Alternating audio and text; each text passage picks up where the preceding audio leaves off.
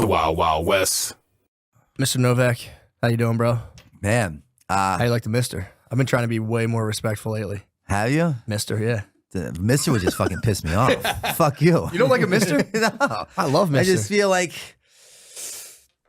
it's like an authoritative figure. Yeah, you don't like that. I have You don't a like problem with like authority and conforming. Where's the authority problem you think come from? My fucking father. Yeah, but he was a crazy drug addict, Hell's Angel guy. But he was still authoritative. He was still like in his own demonic, fucked up way. Yeah, you know what I mean? yeah, he was really disconnected from reality, and he lived in his own world, and his own world looked like he rode with the Hells Angels, and everything was transactional, a business, while under the influence of crack or fucking meth. And so like he was the guy that like he would come home at 2:33 in the morning, and when he was awake, the whole fucking house was awake, and everyone was gonna wake up to sit on the sofa to watch him and his biker buddies party. What? So authoritative in that approach. I see what you're saying. Damn, I thought I had a problem with authority. I just have an Irish Catholic father who spanked my hiney. And I'm like, dude, I don't want to hear That's a wet dream for me, you cocksucker. Fuck off. That's what I'm saying. I'm like, I have a fucking authority problem.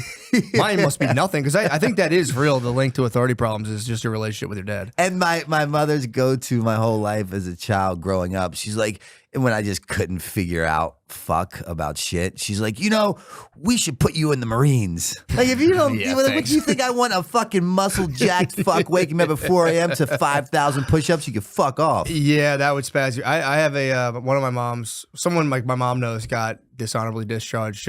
From what I heard of just waking up and being like, get the fuck away from me. And they're like, dude, you're out of here. Dude, that approach does not work with me. Yeah, I wouldn't think so. Well, because I already am wired with like, if it doesn't make sense to me, it's wrong. Yeah. You know what I mean? Yeah. So like right out of the gate, I have a lot of shit going against me. Because a lot of things don't make sense to me. So I walk around like wrong, could do better, should do better. Blah. Yeah. So it's what I've learned in life for me is that it's all about approach, right? Mm-hmm. And today it's much easier for me coming from a position of simply understanding as opposed to being understood.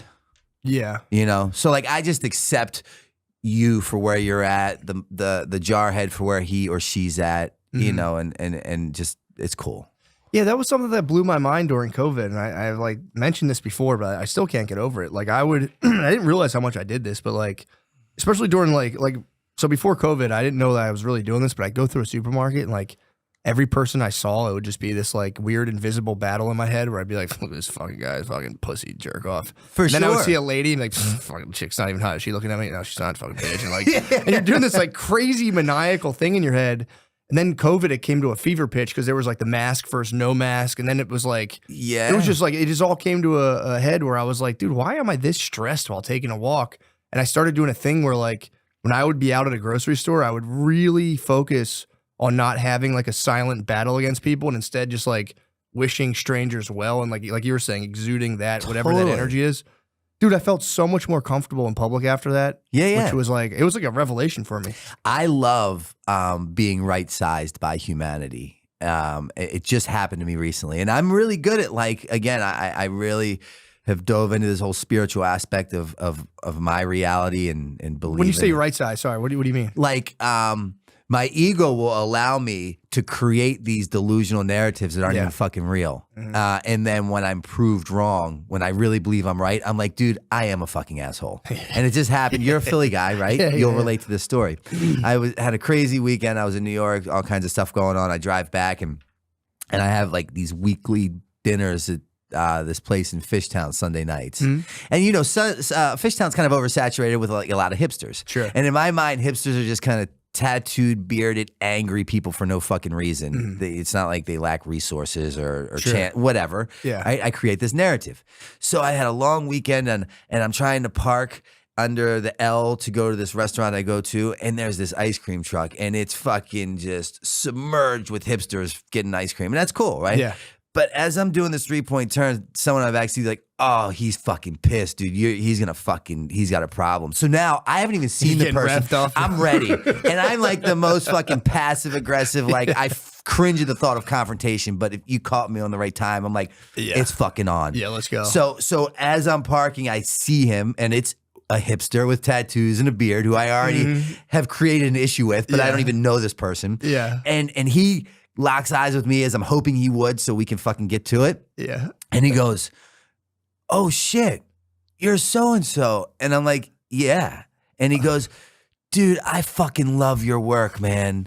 And he had a camera in his hand and he was taking portraits and You stills. just socked him in the He's face. like, "Can I get a photo of you?" I said, "What I do?" And I'm like, "Dude, fuck yes and fuck me," right? Because I walk around just like at times, and that's what I mean by really enjoying being right sized. Because I have a job sometimes that consists of knowing everything, right? And that places me in a lot of positions that I don't really like to enjoy.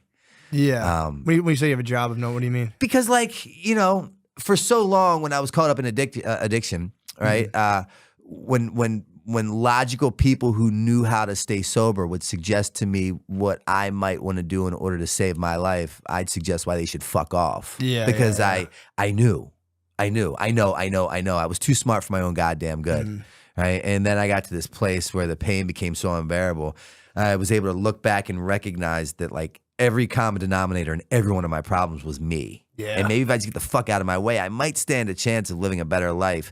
And what I do know is that I don't know. Because when I think that I know, there's no open mind. I am not teachable, and I'm definitely not willing to try anything that I don't agree with. Yeah. Which just sets me up for a fucking, you know, all these terrible experiences. Yeah, take me back through that. So what was like, how did you, what's your story? Like, how did you get in that? Obviously you're saying like, you know, family or, you know, home life, not great. And then like eventually to like, you know, gaining a ton of notoriety. Like what was that like for you going from like the beginning to like the thick of all that stuff? Well, it's a very interesting narrative and storyline, I believe.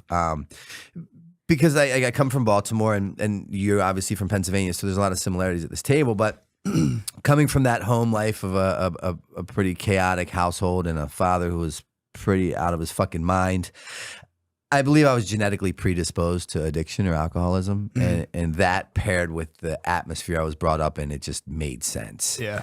But throughout that journey, I was blessed with a skateboard and I fell in love with skateboarding and another guy from Baltimore named Bucky Lasik. Yeah. Who I played him on Tony Hawk for sure. He's my fucking, he's the man. He's the legend. And he was from Baltimore and he kind of recognized the talents I possessed. So he took me under his wing and got me sponsored by PAL. And that's where the skateboarding world took off. But then we would go to Cheapskates in Pennsylvania, the skate park. Was it Boards and Blades or what? Boards and Blades was later on, okay, and that was right off Route 1 right there. I was a young boy at Boards and Blades, and you would see like Bam and we Squab would come through, and I'd be like, "Oh, we filmed like fuck. some of the CKY shit there, Yeah, like the stunts and stuff. Yeah, Naked Dave doing an ollie over the pyramid, and then Bam, I think kicking him or punching him or something like that. Yeah, that was always legendary. You guys would come. We were like 12. We'd be like, "Oh, dude, fuck." Yeah, like trying to do one heel flip, like this fucking rules, dude. I'm gonna get sponsored. It's it. Pro board coming. Oh, it was as soon as I get this heel flip. Yeah, they're coming. Spitfire's coming for me, dude. Once I get that. Just need a manager at this point. Too overwhelming. But nonetheless, so I meet Bam, and then we at that skate park called Cheapskates, which was clearly before your time. If Boards and Blades was when you started. Yeah. And where was Cheapskates? I don't know. It was in Pennsylvania, and we would drive up. Right on. And Bam would always be there, and he wasn't sponsored at that point. Bucky and I were, and we were instantaneously became thick as thieves. And we'd practice for this one contest every year, which was the NSAs. They'd have in Bricktown, New Jersey. Okay. And either he would win or I'd win. And one year I didn't show up, and he was there, and he went to Bucky, and he's like, "Yo, Bucky, where's Novak?" And Bucky's like, "I think he's on heroin." And Bam, at such a young age, was like, "Well, what's that?" Right? And not such a young age, like 12, 13. It was like 16, 17. But that's pretty young. When you're consumed in like a nice, wholesome life that revolves around skateboarding and a good family, like you don't have conversations that consist of those words. Yeah, sure. So it was at that point that his career in skateboarding totally excelled and took off, and mine went to complete shit, and I chose to pursue a life of heroin and addiction. Yeah. Fast forward some time later, I'm really sick one day. I can't come up with any money. But at this point, I wouldn't even acknowledge a skateboarder, right? It was like, it was the equivalent of like looking at the woman you like get away, the love of your life. Yeah. You're like, dude, if I just did a little, like, So it hurt me like that. Yeah. So I'd avoid skateboarding like the plague. But one day I was really sick and I couldn't come up with money. So I decided to go to this skate shop in Fells Point called Select. And I asked, when I get there to try to get some money, like, we're not going to give you money, but Bam was here yesterday with the Toy Machine team. And he asked if we ever saw you. We said no. And he said, well, if you do, give him my number. So he leaves his number. And a couple days later, I call, and it was the number to Fairman's skate shop in town. In Westchester. Yeah. And I called Fairman's, right? Timing is everything in life. I call Fairman's. It's not even his skate. It's not his house. It's Fairman's. I'm a homeless heroin addict. I pump in some change into the fucking payphone, right? And this change is like my lifeline, right? So I got my finger on the thing. Like, if it don't answer, I don't get beat for the money. So I'm like, but Dave answers. He's like, yo, he was just here. He's next door at Kuma, which is the sushi restaurant in town. He's like, hold on, I'll go get him. So he goes and gets him, comes back, and then that night I'm on a Greyhound bus from Baltimore to Westchester. And he's like, yo, come live with me. You know, you can at this point he had done the CKYs, and then Viva La Bam had just started, and he allowed me to be a guest on the show and started to get paid by Viacom, and I could do all this shit. I just couldn't. I could have a credit card. I could live at his house rent free. I just wasn't allowed to do heroin. Okay, that was the stipulation. No problem. I was cool with like coke and alcohol because that was like I wouldn't steal your shit when I wanted more coke. Yeah. That makes sense. So that was kind of how I like. And then throughout that process, Bam would always be like, yo, your stories are like the fun. He always loved the positions I ended up in as a direct result of my heroin addiction. Like letting gay men shave my asshole for rent money and fucking, you know, letting men blow me for more dope and just getting stabbed in the head with an ink pen and fucking like all this nonsense. So he's like, yo, you can live at the house. And now I'm starting to get appearances in Jackass. He's bringing me along and he kind of calls me like his walking television. But he then one night we would go to Kildare's after a rap. We'd rap for the day. Cass and the crew would go there. And humongous table of like 40 or 50 in a bar. And, and he'd like, tell this story, tell that story. And you could literally hear a pin drop. And it was then that he's like, yo, you're going to write a book. Now, I had not graduated high school at this point. I had no GED. I had nothing. I had no part of ever wanting to write a book. He's like, you're going to write a book. He gives me a notebook and a pen. And he goes, you're to carry this around all the time. He's like, I don't give a fuck if I don't even see you writing in it. You have to have it in your hand. The first time I don't see it in your hand, you're going back to Baltimore. Damn. So like the scales of justice were very equal there, easy to weigh out. Homeless in Baltimore, letting men blow me for heroin, or carry this fucking notebook and pen around and write my story. And still be on a TV show, drive a car, credit card, paid by Viacom, blah, blah, blah. And you were maintaining sobriety, like relative sobriety? No, not even close. He would like, I never was allowed to do what I really wanted to do, which was opiates, whether it was like Percocets or heroin. That was very frowned upon, and he made it very known to everyone in Westchester and the people we worked with to not give me any. So people listened, and but nonetheless. And the second book that I wrote, Streets of Baltimore, really dives into the psychology of an addict or an alcoholic, because I knew that I'm being presented this golden ticket, right? I can become this household name, making money. I can live in this fucking mansion, drive a car, blah, blah, blah. Yeah. But I know that it's only a matter of time before the rug gets pulled out from under me. Because I can't stop getting high. Yeah. So he's cool with the coke and the alcohol and they don't really understand addiction at that point. Sure, yeah. But like, inside of me, I can't wait to get back to Baltimore to fuck. So I'd tell him lies like I have to go back and get my favorite pair of jeans. And I'd fucking go back and end up there for 3 weeks. Damn. And just lost in Baltimore shooting dope. Jeez. And so he'd kick me out. I'd go to rehab and a lot of wash, rinse, repeats of that. Sure, yeah. Later on, he then comes with this new idea. I'm going to write this book. I have no desire to write a book, but I had read a book called A Million Little Pieces by James Frey. Brilliant book, and I love the outline of that. So I'm no fool by any means, and I went and I just copied his outline, and I wrote a fucking 12 chapters, pen to paper, right? No laptop, anything.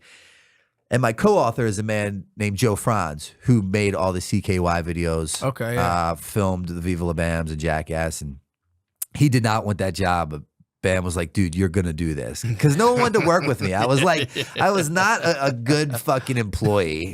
My behavior was rather erratic, to say the least. But he made him kind of do this. And then a year later, I'm like, yo, I think I'm finished. And Bam started reading. He's like, dude, this is really something. So then he gives it to Joe. Joe turns 12 chapters into 23. And we get a literary agent off of Bam's manager, finds me a literary agent, shops around, and it gets fucking picked up. And it does like really, really well. What was it? This is your first book, The right? first This book, was Dream cool. Seller. Dream Seller. That's a nice title, too. Which was fucking, I mean, that's what I did for a living, right? Like I'd make people believe the unbelievable. I'd build your hopes up to like make you believe that like it was going to be different this time. Yeah. Just in hopes for you to believe in me enough for me to get some cash out of you. Yeah. To only apologize and just to wash, rinse, repeat. Yeah. And that's kind of what my life looked like for a long time. But that's how I ended up in all these places and doing all these things. That what I didn't know then that's really rad now is that's life. It's live forward and learn backwards. Yeah. And I didn't see that I was kind of being tasked with this fucked up position of addiction or alcoholism to then be later on blessed with recovery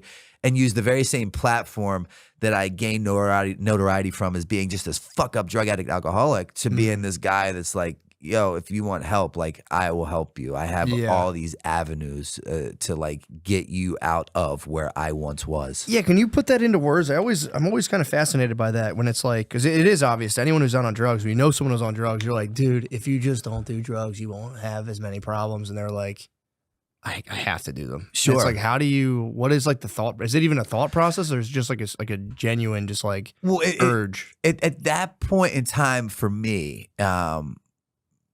I got to a place in life where any person, place, or thing that stood between me and a bag of heroin must and will go. And it was never personal. It was just business, right? Because I'm a good guy with a great heart, and I was raised by a loving mother who taught me to show kindness and compassion to humanity. But don't catch me when I'm withdrawing. You know what I mean? So it's like, so what, I own treatment centers today. I own sober living houses. I'm totally immersed in that world. And the truth of the matter is, we are amazing people that have been diagnosed with a deadly disease that makes us make terrible decisions. That's the reality of it. Yeah. At least my story. Yeah. So you're saying like, I'm talking like the process of like having, I guess, that urge versus like, like you said, in some way you kind of know like, yeah, this isn't going to go well. So I remember, but you just have to, I have to do it. Prime example, we were kind of getting into it a little bit before we got on. I had just done a year in George W. Hill Correctional Facility, right? They let me out New Year's Eve. I'm living in Westchester, and I have an amazing fiance at the time who's now my ex because they continue to get between me and drugs. So they have to fucking go. Yeah.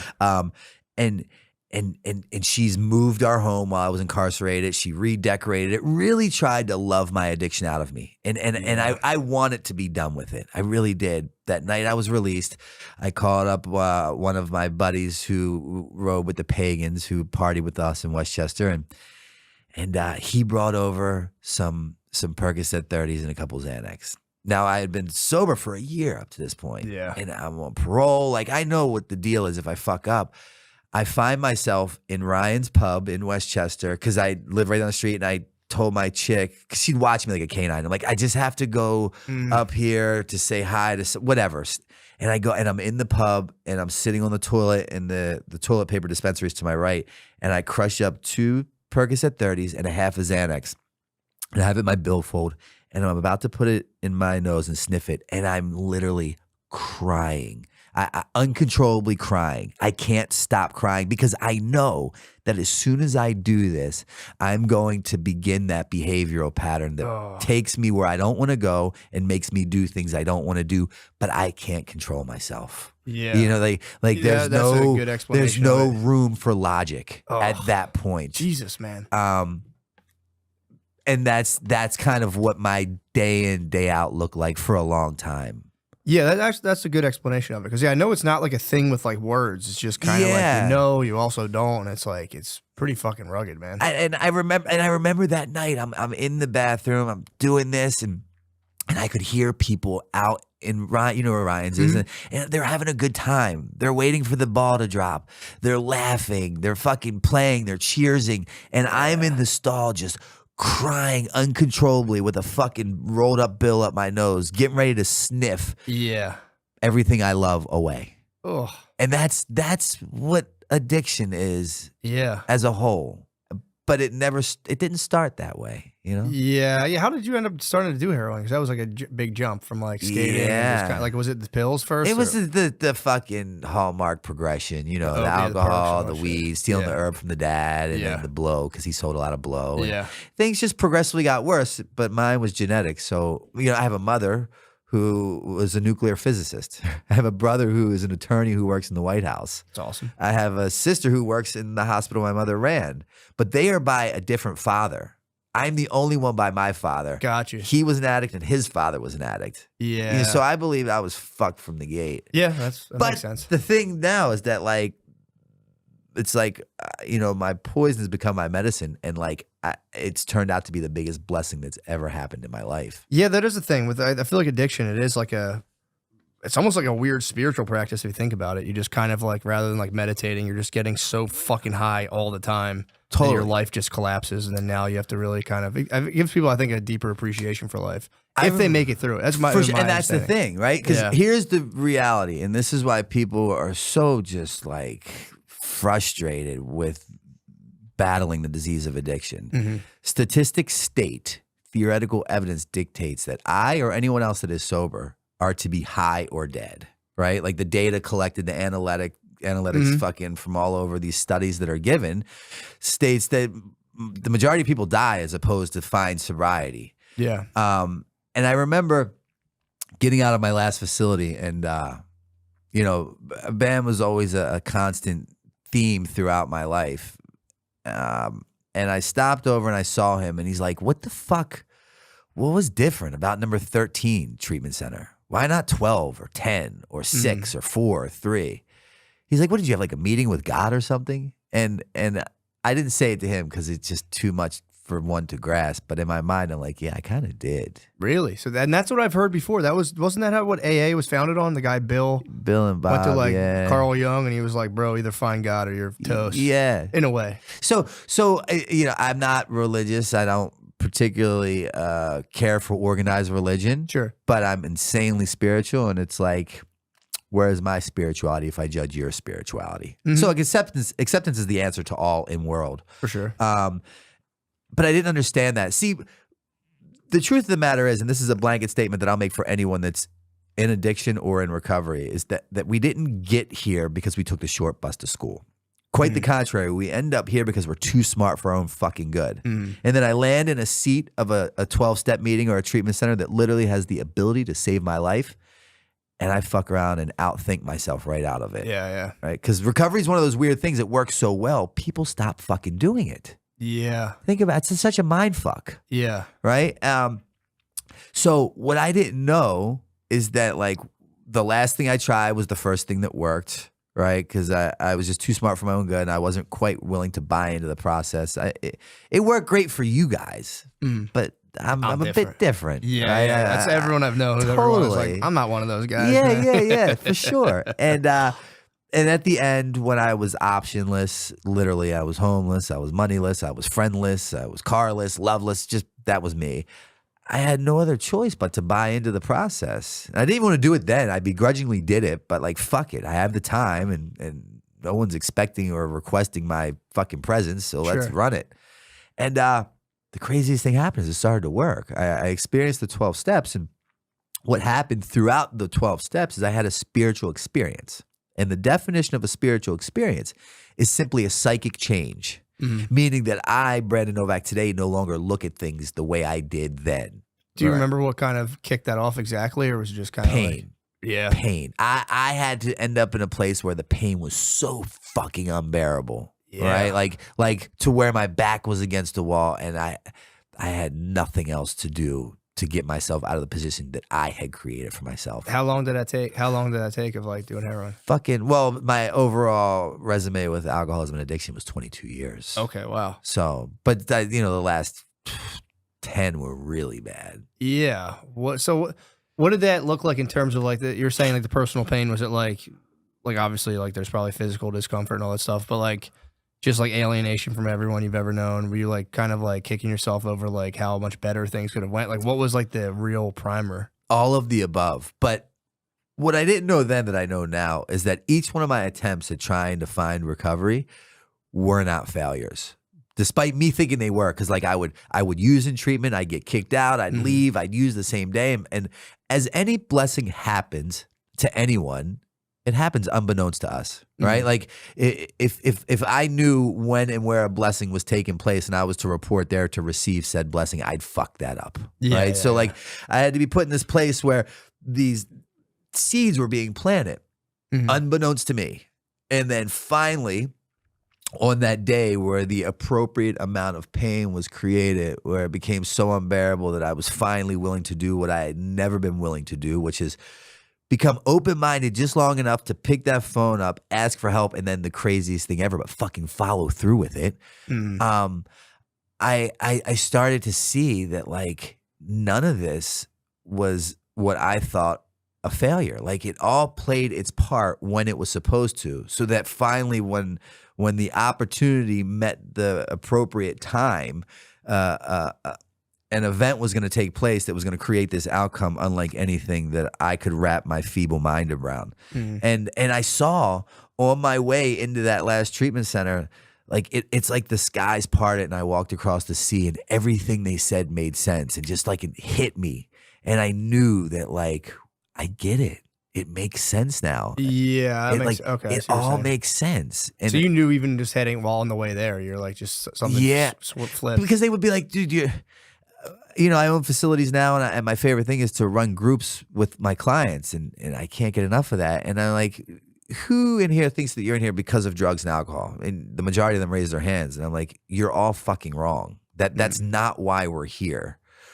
The drug and the alcohol is not the problem. So right out of the gate, no wonder you keep repeating your behaviors because you're fighting the wrong fucking opponent. You're in the wrong ring. You're going to lose every time. Yeah. Right? The problem is the thinking and the attitude and the behavior. Right? So as long as I continue to repeat the behaviors, I'm going to repeat the outcomes where I end up in a place where the only answer is a shot of heroin or a glass of wine. Yeah. So once I realized the alcohol is the solution, not the problem, I've now identified, right, who my opponent is. It's my behaviors. So I had to change my behaviors to change the outcomes. I started to then gain a better understanding of the reality of my situation. And what I learned is the reason why I got beat so bad is because I always underestimated the opponent that I was up against because I was the great I am. And B, I never gave it the time, attention, or respect it deserved.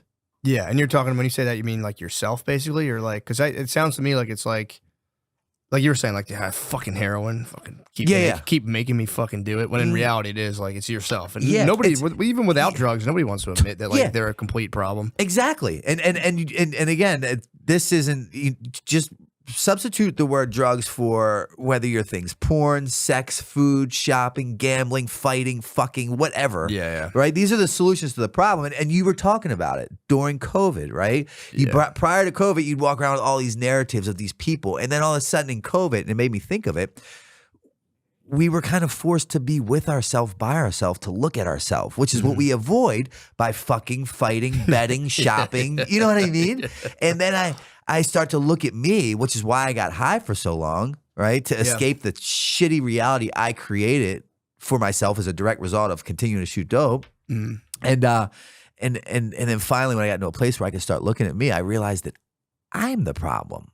Right? Yeah. There is no their part. And the longer I think that there is a their part as to why I'm this way, I'm just the victim. So now I'm going to drink because of my shitty life. And you would too if you had a life like mine. I'll justify why. Right? The brain is the fucking problem in every area of life. Yeah, dude. It does. It can fuck you up, man. It can really fuck you up. You can do anything and just be like, get something in your head like, oh, I'm not good enough. Totally. And then it just snowballs. Out. Yeah. It's kind of fucked up. It's insane. But if you're aware of it, then it's worth its weight in gold. Yeah, true. And now, like, the longer I stay sober, the more work that I do, it's amazing. What I do know is that I don't fucking know. And I don't take credit for any of this. Yeah. How long have you been sober for? Coming up on 10 years. Oh, nice. So it's been a while. Yeah. And now all I do, I dumb my way into this shit. Yeah. And now I always say I came into like sobriety as a king. And I worked my way up the ladder to become a humble servant. And the more people I help, the more I give away, the better my life is, the more I gain in return, which makes no sense. Yeah. Right? Like in any business transaction, if I give you something I have, I'm to walk away with less. In this weird, magical, spiritual world of recovery, anything that I give you, I'm walking away with more. Yeah, dude, that I remember that was like a weird shock for me when I went to school for social work for a while, a couple years ago. And I would get like inmates housing. That was like a thing I did for like one of the field placements. And then there was this one guy who was a fucking pain in my ass. He'd always like call me and just be like, "You're not doing shit, blah, blah, blah." Sure. He was under the gun because they were going to take his kid, a bunch of shit if he didn't find appropriate housing. And I remember the day I found him a house, we're both in this place, and I called him up. And I was like, "Yo, dude, we got it." And we both were so happy. And I was like, that was such a funny, for something so dumb. I mean, it's a big deal. It's a house. But I remember like I won this like comedy contest, and I was like, this is it. And then I got the guy a house, and it was literally the same feeling. Again, it was the same exact feeling of like timing and opportunity meeting to create a beautiful outcome.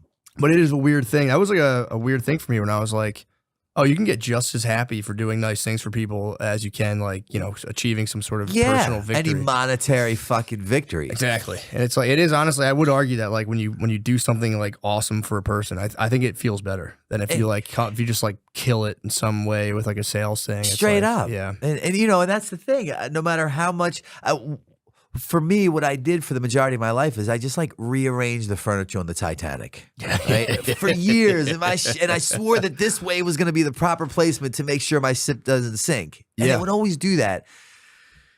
And then I learned that like it is what it is, right? Stop overcomplicating a simple process, and because the world kept right sizing me, and I just I took me out of the equation. I thought less and just did more. Because I surrounded myself with like people who genuinely were also really good people that were just trying to make humanity a little bit better today than it was yesterday. Yeah, that is a nice thing. And it's one of those things too. It's one of those things I think people sneer at. They're like, making the world better. It's like, sure. What the fuck else are you going to do, dude? Yeah, just be a dickhead all the time. But it's like, I feel bad personally, it's like, so you have, people, they go through, drug addiction.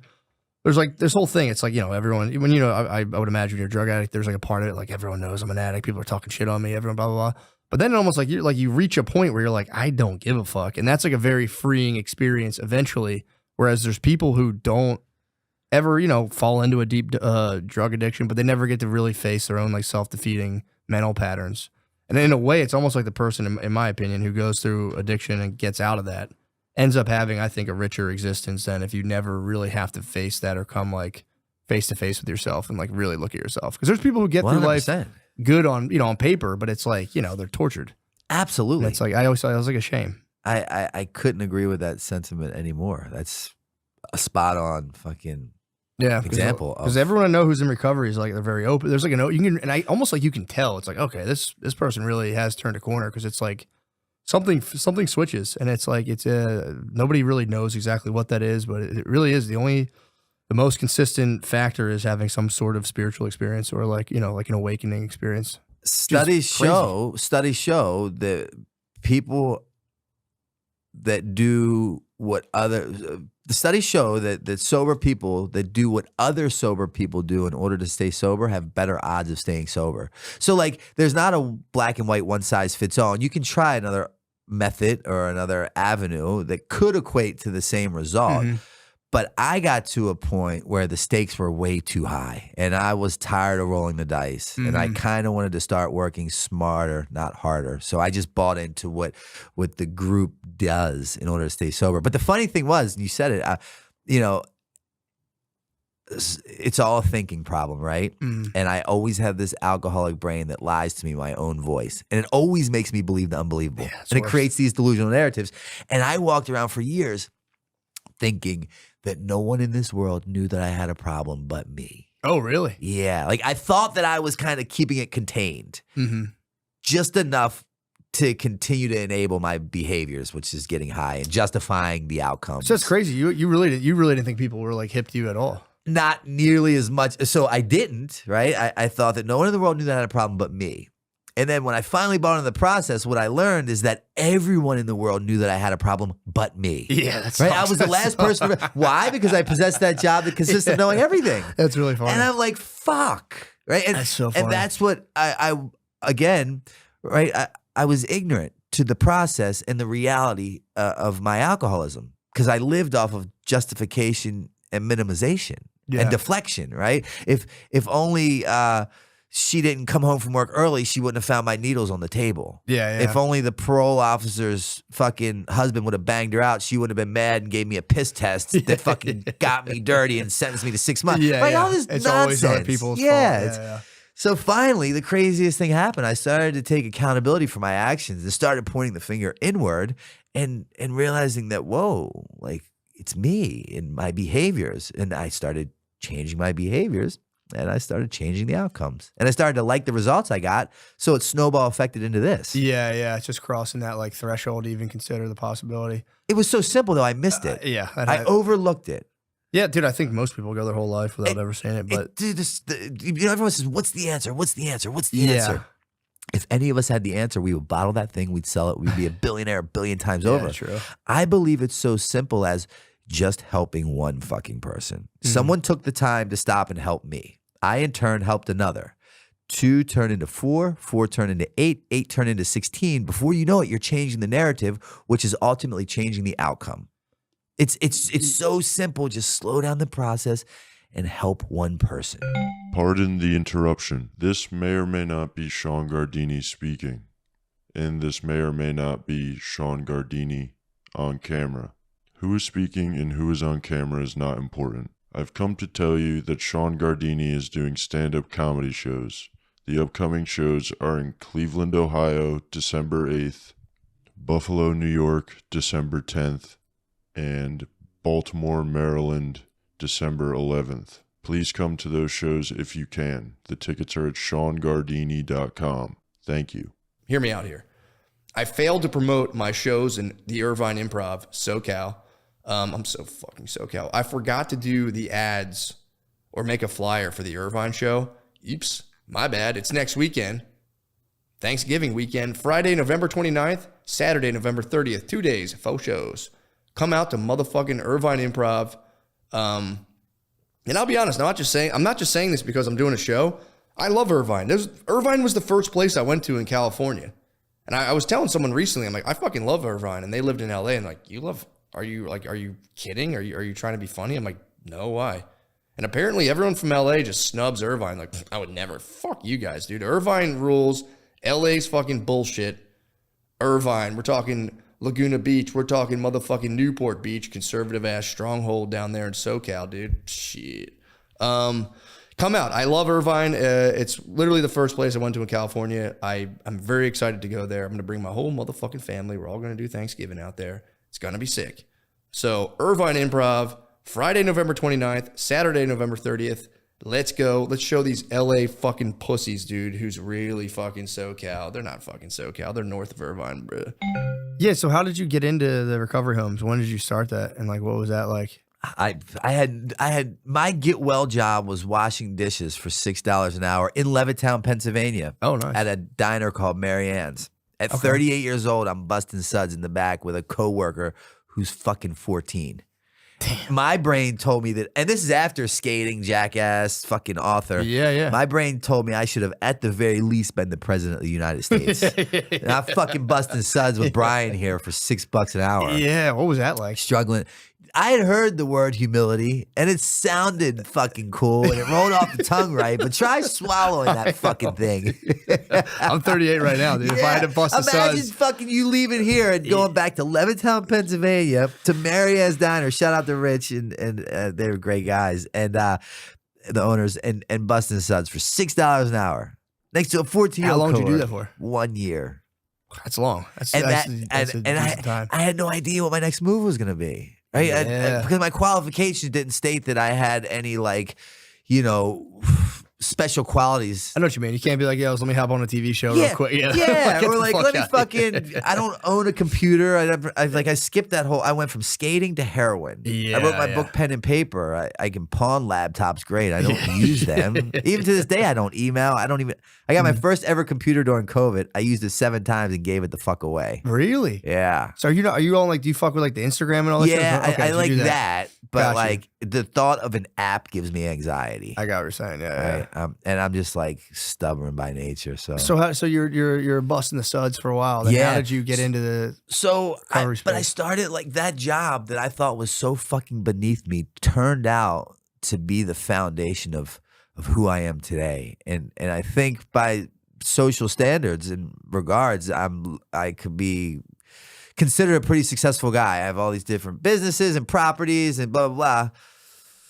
But it all came from washing dishes. I started to like show up early. I'd stay late. I took pride in washing these dishes. I called out one day in a whole year because of a snowstorm. Like those behaviors started to change. Then my outcome started to change. I started to become self-sufficient. For the first time in life, I was paying my own recovery house bill, $165 a week. I was buying my own groceries, my own cigarettes, not relying or depending on anyone. Yeah. I stopped like, and then what happened was, someone asked me to speak at a candlelight vigil for someone who had passed away. And because, you know, the 12-step program, AA, you know, it's anonymous. So Sure. You don't know really what's going on there. But when I spoke at that candlelit vigil for people who had lost their lives, someone like had filmed it and it started making its rounds on social media. And then an organization reached out to me and they're like, would you like to come speak at our facility in Florida? And I'm like, sure. And they put me up at the W in Fort Lauderdale in the penthouse. And I'm like, what the fuck? Are they going to like ask me for a donation? I wash dishes. Yeah, dude. And they had come up with this whole design, right? Again, the blessings taking place unbeknownst to me. If I knew any of this was going to happen, I'd fuck it up royally. Sure, yeah. And they had put together this whole plan and presented it to me. And I'm like, dude, I didn't even know this world existed that I live in today. Mm-hmm. And it just kind of gave way. And I bought into what they would say. And in those meetings, they'd say, like, in order to keep what you have to give it away. And Sure, yeah. this is cliche as shit. And I vowed to myself that when I was in a position financially, I was going to recreate that sober living house I lived in. That's cool. And do for others what it had done for me. So literally on my 5th year anniversary, I opened up in Wilmington, Delaware, my very first men's sober living house called Novak's house with 10 beds. And that has since turned into 7 houses for men and women in Wilmington, Delaware with 75 beds. And I fucking travel the world and I have generous friends or just strangers that want to give back and they occasionally stroke a check and they provide money that I have in the scholarship fund. And my mission is to provide a bed for anyone in need of sober living after completing a treatment center. I refuse to let price be a deterrent as to why someone can't get help. And That's then, cool. unfortunately, the demand was met. I kept fucking expanding, and I really wished that wasn't the case and these didn't even exist. Sure. And I'm like, dude, I can help more and I can be better. So then I created Redemption Addiction Treatment Center in Wilmington, Delaware. Well, in Newport. Okay, yeah, that's right next to right it. down there, yeah. And it's an outpatient facility where people come during the day, 5 days a week, or nighttime groups. Mm-hmm. And I always tell people I'm on par to create like a David Koresh Waco, Texas Hell yeah. compound vibe, Nice. minus the gun and the fucking religion. Yeah. But I want to create this place where people feel like they want to be a part. Right? It's Yeah. all deliverance. Like I started this podcast. It's all with how you present something to me. Right. So what I try to do is to create this whole fucking environment that people want to be a part at, as opposed to feeling like they have to. Yeah, what was your? Did you have any, like, when you went to any treatment centers? Did you have ones that you felt like? Because you hear some people like, "Ah, that place is a fucking scam. They're just fucking taking my money." Like, did you have any places you thought were just like churning people in and out, or do you think that's just people's like perception of the place? I think it's just opinion based. I think it's people's perception. Yeah. The treatment center that I ultimately got sober in, people would be like, "You'll never get sober there." It cost me Yeah. $2 to get into. It was a Catholic Charities program in Baltimore, and if you looked out, you weren't allowed to look out the blinds, because if you looked out, they were literally serving dope and coke and crack on the corner. Jesus. It was like a bottom of the barrel kind of joint. Yeah. But I believe it takes what it takes until it takes. And who are you or I to say what it will be for it to take? That makes sense. It's between you and the maker of whatever Yeah. you choose to fucking call it. Because they don't, it's not like once you get to this appropriate program, they give you this secret pill for the cool kids. It's fucking recycled rhetoric that you hear in all the facilities. Yeah, it's like, fuck. Yeah, that does make sense. I believe the perfect treatment center is whichever one you get sober in. Yeah. And I didn't have a say. I didn't get to pick my sober date. Yeah, true. Again, that was a blessing. Yeah, like they gave you the right massage. Yeah, and like the place was finally chill. they fucking gave me a happy ending with a massage, and they played my favorite song. That might turn me around. And I come God, and here we are. I'm the spiritual fucking guru. Fuck your way into recovery. That's not the deal. Yeah, true. I wish. There is a very unsexy element to it where you're saying, like, yeah, you can be in like a place that people think sucks really Straight badly. up. It really is a wholly internal process. I'm a firm believer you can get sober in a fucking pub sitting on a bar stool with a bottle of Jack in front of you if you're ready. Yeah, Straight up. What do you think about like the California sobriety people do, where it's like I'm California sober, I'll like drink and smoke weed and shit, and like, dude, I did this TMZ thing. They did a special recently of Matthew Perry. Oh yeah, I read his book, brilliant book by the way. Whole newfound respect for that man. Rest in peace to him. But they were doing this hour-long documentary, Harvey and them, and they reached out and they wanted me to weigh in on it, and they asked me the same question. And the truth of the matter is, I'd be really ignorant if I sat here and pretended to possess the answer of like how to live a perfect life with coming up on 10 years sober. That's like, my mother'd be like, fuck you, asshole. You should have did it your whole life, you idiot. Yeah. So like, all I know is my narrative because it worked for me. I'm never going to tell anybody what you should or should not do. I believe with California Sober, with MAT, Suboxone, Subutex, Vivitrol, Methadone, if it provides you a life that you believe is worth waking up and getting out of bed for every morning without the thought of wanting to kill yourself, I'll fucking drive you to the dispensary. Who, you know what I mean? Like, fuck me for thinking that I have the answer. I just have my narrative. So what I always say is that when I'm kind of giving a talk or working with clients, if you can find more similarities than differences, it might make sense to pay attention. Yeah. But if not, that's cool too. Yeah. Right? Because everyone at the end of the day, you're entitled to your own process. You were entitled to have that realization during COVID of like being a fucking asshole to strangers that did nothing to you. Sure. And if I would have robbed you of that process, you might not have come to the conclusion that you have today where just being kind is the right way. Yeah. So looking back, if anyone would have robbed me of one less fucking sleepless night I caused my mother or pain that I made everyone endure, like I might not be here today. Yeah, that makes sense. So it's kind of a personal timeline for everybody. For sure. And it's like, and I'm not saying that my way is the right way. It's just my fucking way. Yeah. You know? Because I know that's a big battle. When I was in social work school, there's like people who are like, it's called like harm reduction versus people who are like, nothing, you better knock all that shit. I'm a big harm reduction guy. Yeah. And at the end of the day, it's like, who the fuck, like that's between them and their higher power. Yeah. Like all of a sudden I believe I'm God and I can predict what your fucking best outcome will be for your life and your situation. Fuck. Yeah, true. And I'm a spiritual guy. And if I'm a spiritual guy, like I say I am, where's my spirituality if I judge your spirituality? Yeah. Right. So like, I believe my higher power is everything. I think it's crack. I think it's heroin. I think it's life, death. It's like, what's love without sadness? What's joy without sorrow? Right? You have to have all these. Without those fucking overdoses, without life support, without fucking ruining my life, I would not be the child of, I hate to say God because people are like, oh, this religious fuck, but a child of God today who I really like do my best to help humanity. I wouldn't be here. I'd still be in that position of like, what the fuck's wrong with you? You think you have it figured out, you fucking idiot? You deserve what you get. Yeah. And that's where I'd probably be. Yeah, well, it is funny. People, I've talked about this before, but it is funny how that is like,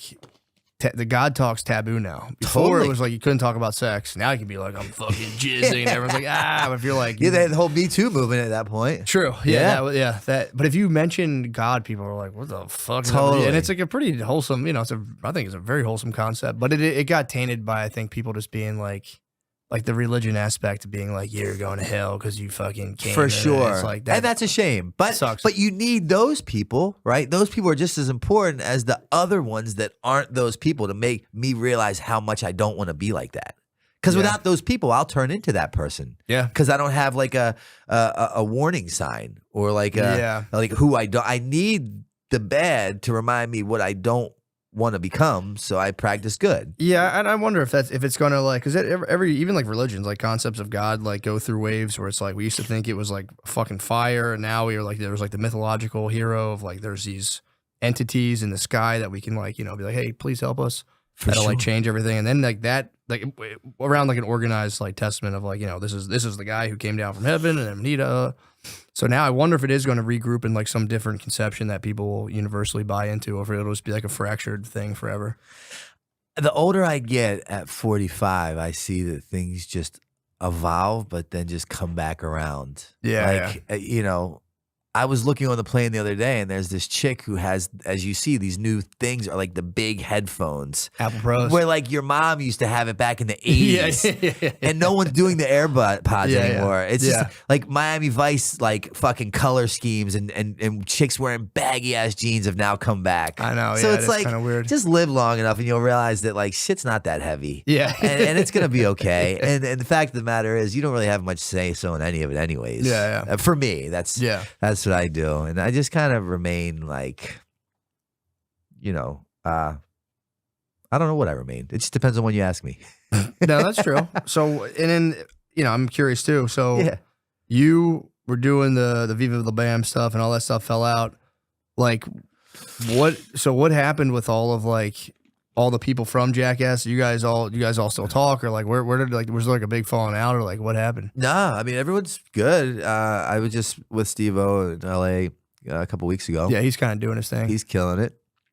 Pontius, I love him. I speak with him, and those two guys I probably speak to more regularly than the most. Bam is battling his own demons, and unfortunately because of that, we seem to be in two different places where there's just not a lot in common at the moment. For sure. So we don't really just pick up the phone and chat. I think if I had to make a prediction of what would kind of connect us again, it would probably be skateboarding. That's cool. That's always been the common bond and theme throughout our relationship. Do you still skateboard? Yeah, but nice. For my mental health now, obviously really? Not like is like you just do it for fun. Yeah, I try That's to cool. carve out time to like just get in a van and go with the homies and film and just like shut everything off. That's kind of tight. And other like Brandon Turner, shout out to Brandon Turner. He's on the West Coast, fucking killing it. He's a sober guy. A lot of skaters have become sober and they're kind of doing their own thing with recovery. And I was talking to him yesterday, and we're gonna fly out. I'm gonna fly out there. Kind of, we're working on a project together, possibly, and you know. So oddly enough, the ones that we used to party and run with and fucking go crazy with have now found like this new way of life. It's really attractive, and we join forces to just kind of hopefully promote a healthy way of living. Yeah, it is funny, especially if you think about the origins of like Jackass was like the possibly unhealthiest, most insane way of living possible, and it was so fucking fun to watch. It was awesome, but it is funny to come full circle and be like, now we've all actually chilled out immensely. And dude, Steve-O is like so fucking sober. There was a point in time where I thought about asking him to be my sponsor, and I'm like, dude, I don't know if I want to get like that sober. Yeah, like he's like shout out to him, but he's like someone that motivates me. But he's like, you know what I mean? He's authentically like what you see is what you get, and who he is who he is, and it does not waver no matter where or what he's doing. It's brilliant. Yeah, it's pretty cool, man. And it's also one of those things like, sobriety, again, if you're just kind of kicking around, you're going out to get drinks every Sunday, you don't necessarily have, like let's say like a problem quote. Yeah. It is one of those things that I think when you're, drinking a lot or like partying, it's like, it almost seems alien. But it like, if you really like strip it down from like, take substances out of it, I always thought it's a really like it's cool for a person to be able to remain with their thoughts in their own state of consciousness rather than, because you constantly escape it. It's like, all right, I'm going to get stoned. All right, I'm going to get that. And you're constantly jumping out. But I think that is a serious like sign of mental strength to like, people do like sober October, which that must be kind of funny when like the whole world's like, we're going to be sober for 1 month. And you're like, all right. But I've seen me do that. So like, fuck yeah, I'm all about it. True.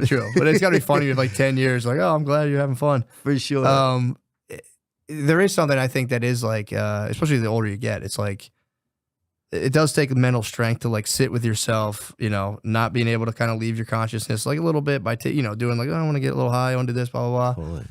And I think it's a genuine virtue that I think gets skipped over. People are kind of like, yeah, dude, fuck, I'm going to have a couple beers, fuck that. Like people kind of dismiss it a lot, especially when you're drinking.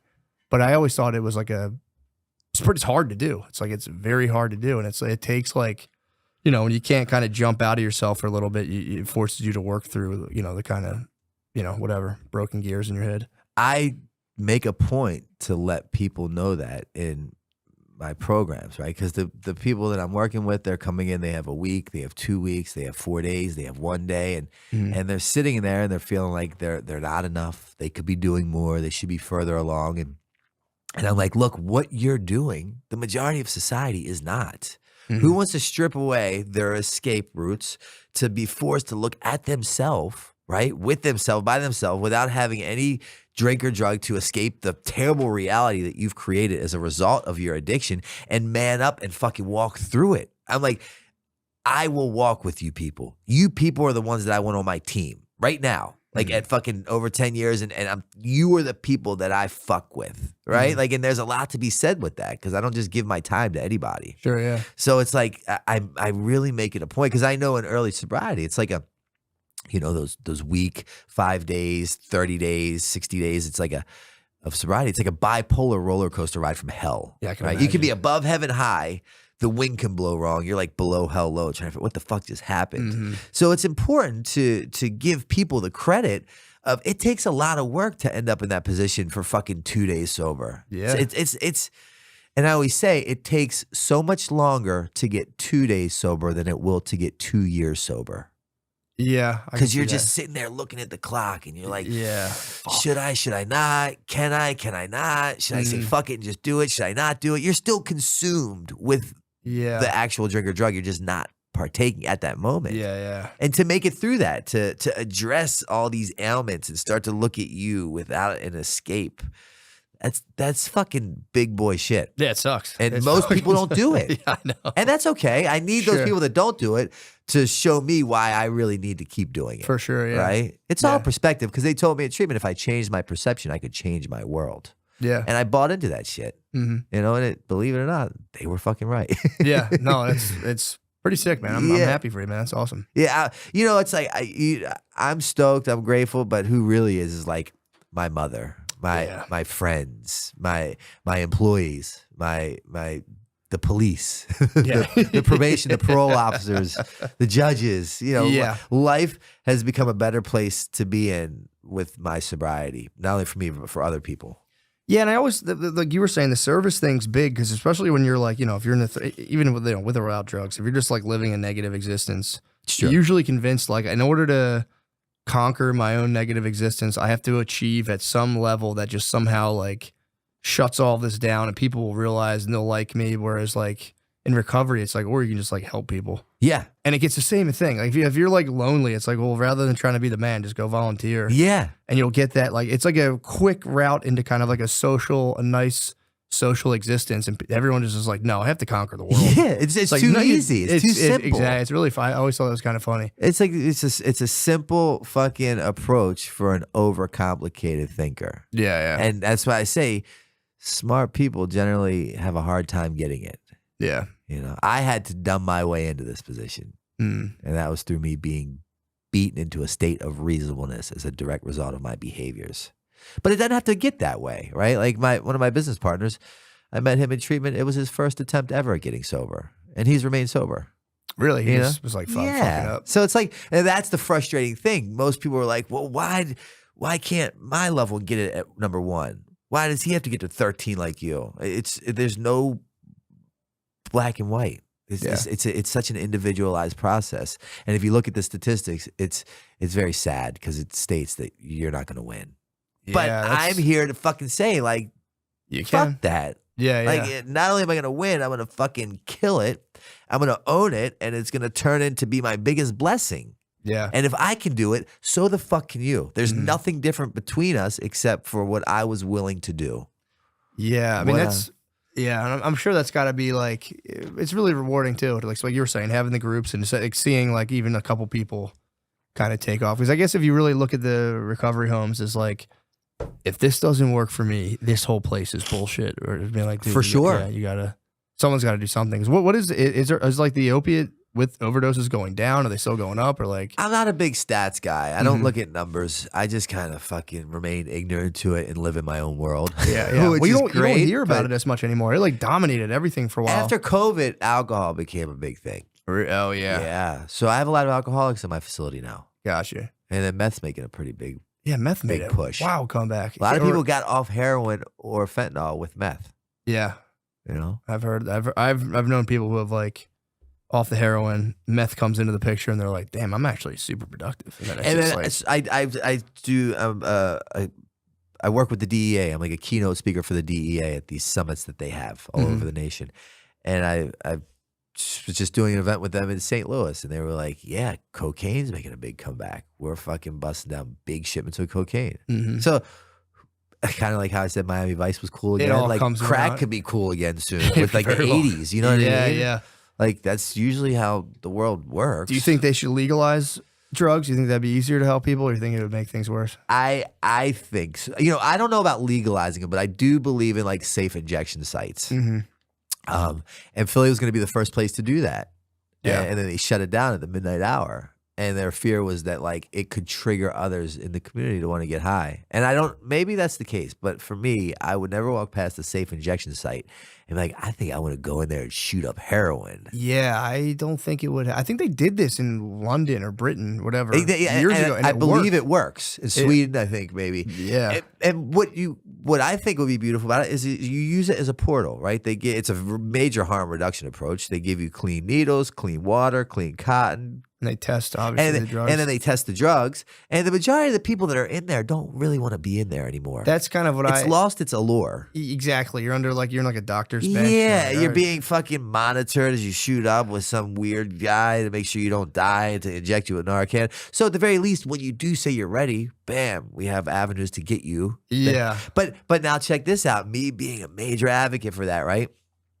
I own where I live in Old City, right, in Philly, and a really nice place. And someone said to me, they said, "Well, would you want it next to your house?" And I'm like, No. yeah, because it fucked my property value up, right? And I'm just being transparent and open. sure, and like, for sure. So there's two sides to every fucking coin. Yeah. Yeah, that's true. Yeah, then you know, again, with that, you're gonna have people like popping door handles and all this shit. And it's like, yeah, because you're like straight up. not So here. I really just try to remain like Switzerland in a lot of fucking plays. That makes just sense, neutral yeah. and adapt accordingly. At least you're honest, because I heard people be like, I wouldn't care, and it's like, Yeah, you sure? yeah. And, you know, that's just the truth of the matter. Now, not saying that like, you know, if the opportunity presented itself and they were going to do it, I would still back it. But in my mind, I'm like, but couldn't you just go a neighborhood over? You know what I mean? Like, I wouldn't vote no on it. Let's put it that way. I would not vote no on it, but I would definitely vote for it to be in the next neighborhood over. For sure. Yeah, You that know? makes sense. Everybody would. Yeah. So it's just, you know, I don't know. It's such a individualized thing. I don't know what the approach is except for just taking the time to help one person. Yeah.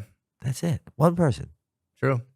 And that one person who helped me. Just think about all the heroin that I stopped injecting, all the people I stopped hurting, that the one less needle that's being found on your kid's playground because I stopped shooting up. Yeah, man. Like it goes that far. It's crazy. And again, like you were saying, like people, you get kind of mired in the cliche of it, but it is pretty nuts to think about that. Like if, you know, if that guy that day had been like, fuck him, I don't feel like doing Straight this. up. Like you were saying, your mom's upset, but you're burning bridges, you're ripping shit off, you're going to jail, all the shit. And it's like, it's pretty crazy when you think about the ripple effect. And I believe that that's the approach that will change the outcome. I mean, it's put it this way. So in Delaware, where all my sober living houses are, my treatment center as well, we really wanted the community to see, because in there they said, well, we don't really want them in our neighborhood, right? I get it. So one of the stipulations with Novak's house is when it snows, you have to go out and you shovel your neighbor's porch and their driveway, and like you be kind to humanity and society. And then that was working, and it snowball affected into the guys and women living in Novak's house. They started getting jobs within the community. That's cool. And then the people who owned the businesses that started hiring the Novak's house clients, they saw something different in them. Same thing that happened to me. I'd show up to work early. I'd stay late. I took pride in washing dishes. They're like, where are you? What's, because they aren't, it's just different. And they're like, where are you from? What's the backstory? Like, oh, we live in this place called Novak's house. It's a sober house. And what the business owners within the community did on their own, I wish I could take credit for this, is they created a private Facebook page called Novak's House Hires.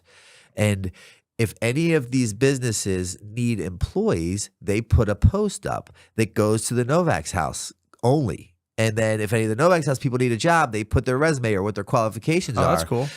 Because like they're seeing the good that they're creating through the ethics and behaviors. And like it's taking on a whole life of its own, right? So like it snowball effects, you know, then it opens the window for people wanting to hire people in recovery, where before it was taboo, it was shied away from. You don't do that. They'll rob you. They'll lie to you. They'll steal from you. I'm here to prove that that's not the fucking reality. Nice. Of all of, but like. For sure. I know what you're saying. Yeah, it can be done. But, you know, the old saying is if you haven't been ripped off in AA, you're not helping enough newcomers. So it's like. No, that makes sense. But that's fucking awesome, man. Yeah. And again, I'm not creative enough or intelligent enough to create that. It's just me stepping out and letting the process play out. Oh, yeah. Well, dude, I think that's it, man. Thank you so much, bro. I really appreciate that. I enjoyed this. I'm pumped to hear about that, and I enjoyed it too, man. I'm really happy to hear, you know, it's good to hear people taking their time to help the world. Like that's still a thing, because I think a lot of people for sure just get so, and it's not like a bad thing. I would say I'm guilty of it too, getting consumed in the rat race. I'm the worst. Yeah, I have to jump out of it every day. Straight up. What the fuck am I doing with myself? Yeah, once you hit to that point where you hit the wall, right? Yeah. Daily, yeah. Same. I wake up every morning with a brain that wants to fucking kill me on a layaway plan. Yeah. Right? Install in a plan of just like one fucking defect at a time. Yeah. So anyone out there that might need help, you can reach me directly at 610-314-6747. Call me, and if you need help with getting treatment. Nice. Well, thank you so much. Love you, brother. See you, bro. Cheers. Love you. James Fox, welcome. Thank you so much for coming on, man. Thanks for having me on. You have your new documentary, The Program, I believe. Yes, it dropped today. Dude, that's dropping crazy. right now. How about the timing, dude? You couldn't have planned that better with the goddamn fucking... I literally drones had an flying. Air Force colonel text me and he goes, "So, what's up with the promotion? You managed to get a full-on alien invasion on the release of your film. That's perfect. How did you coordinate that?" Hey, man, there's just larger forces at play, so that's all that is. Yeah, no, I welcome it. I mean, you know, within reason. Yeah, for sure. So I don't want people to panic. Yeah, well, dude, so to be honest, I was watching the documentary last night, and I was just like on the way to a holiday party, and I got really stoned from a vape pen. I haven't been smoking like that, and I was just like launched, and I started watching your documentary, and I just started bugging out. I started thinking about just the vastness of the cosmos, and just kind of the the inevitability of there's got to be some other sort of consciousness or life form out there. And it's like, I was bugging. I was like with my wife, and I was like, dude, turn it off. I'm freaking out right now. And what point did you turn it off? When we got to that the NASA conference or before? It was before that, but we were. I just started thinking about it because it was all these like, there's these like Congress meetings and all these people, and it was like the line that I don't know if it was from that or someone said it, but it's like, why would these people put their credibility at risk for no reason? No, come on. There's a there. Yeah. So it's like, and so, just tell us a little bit about the documentary. How did you get into all that? And like, what kind of like launched you into identifying the UAPs now, not UFOs? Yeah. Well, yeah. So UFOs, unidentified flying objects, and it went to UAP, unidentified aerial phenomenon. And then it because they're coming in and out of the oceans as well, they changed it to unidentified anomalous phenomenon. That's where we're at right now. To me, it's like they're just making it harder and harder to say to obscure the truth. That's what I'm coming. It's like unidentified alarm. I can't even say it. So I'm like, now I'm out of the race. And UFOs had a bit of baggage. There was always sort of that knee-jerk reaction when you mentioned UFO. So I think they wanted to kind of, steer away from that. Yeah, it was stoner stuff. Yeah, get into the UAP stuff. And it was really funny. I think it was today or it was last night. Senator Schumer, Senate Majority Leader Schumer, is being like hammered in the press. I don't know if you've seen it yet or not. And the guy's like, "You don't know what it is. Therefore, it's a UAP. You wrote the legislation. Don't you remember?" Like he's like, "Well, we don't know what they are. Therefore, it's a UAP." But they wanted to say the word so blazed when he wrote the legislation. They want to say drones because UAP has people freaking out. Charged, yeah. And it's so funny too because they're going, Well, we have absolutely no idea what it is, but everyone's fine. Everything's safe. There's nothing to worry about here. Sure. So there are just like tons of drones popping up and everyone's freaking out because nobody knows whose they are. I initially, on first look, I was like, oh, it sounds, conventional because, UAP demonstrated technology that's sort of light years advanced from anything we have. But then I started doing a little deeper dive, and I'm hearing reports that they're evading the military, radar, FLIR. They go dark. They have a loiter time of hours and hours and hours. Then the Coast Guard reported being followed over the ocean. I mean, it just something weird is going on. I don't know exactly what it is or who's behind it, but people are scratching their heads. That would be crazy if it truly was like an alien consciousness, but this was their like mall kiosk of them like flying around holiday toys and being like, check this out. And everyone's freaking out. Watch us freak out the humans. Look at them run. So just take us through. You don't have to obviously give the whole documentary away, but it's like, how did you get into that? And like to what depth does this whole phenomenon go? Because like you were saying, when I grew up, it was just like aliens, and you'd get a poster with black lights of an alien being like, peace, man. Right. But yeah, the more you hear about it, like they just came out of nowhere. Like the government, I feel like a couple years ago was like, oh, by the way, aliens are probably real. And everyone was just like, what the fuck? What are you guys doing right now? Yeah, well, I mean, so how that came about, I'll back up a little bit and tell you how I got into it. And I had a father who was a journalist. He was a quadriplegic with MS. And so at a very early age, I was traveling around the world with him because I was his legs, I was his chauffeur, I was his nurse, his secretary, we just traveled together. He was a mainstream journalist. We interviewed people like Stephen Hawking and race car legend Dan Gurney, and just did a lot of cool stuff together. And so I had a sneak preview into journalism pretty early on in my life through my dad. And then I had a high school buddy of mine that when we graduated, we were 18 and we flew to Europe and we bought a used car, Renee Harris, and we bought a used car, drove from London down to Portugal. We were really close, man. We were like brothers. And then we parted ways for like a year or two as things done. He had different things going on, whatever. And then I, reunited with him.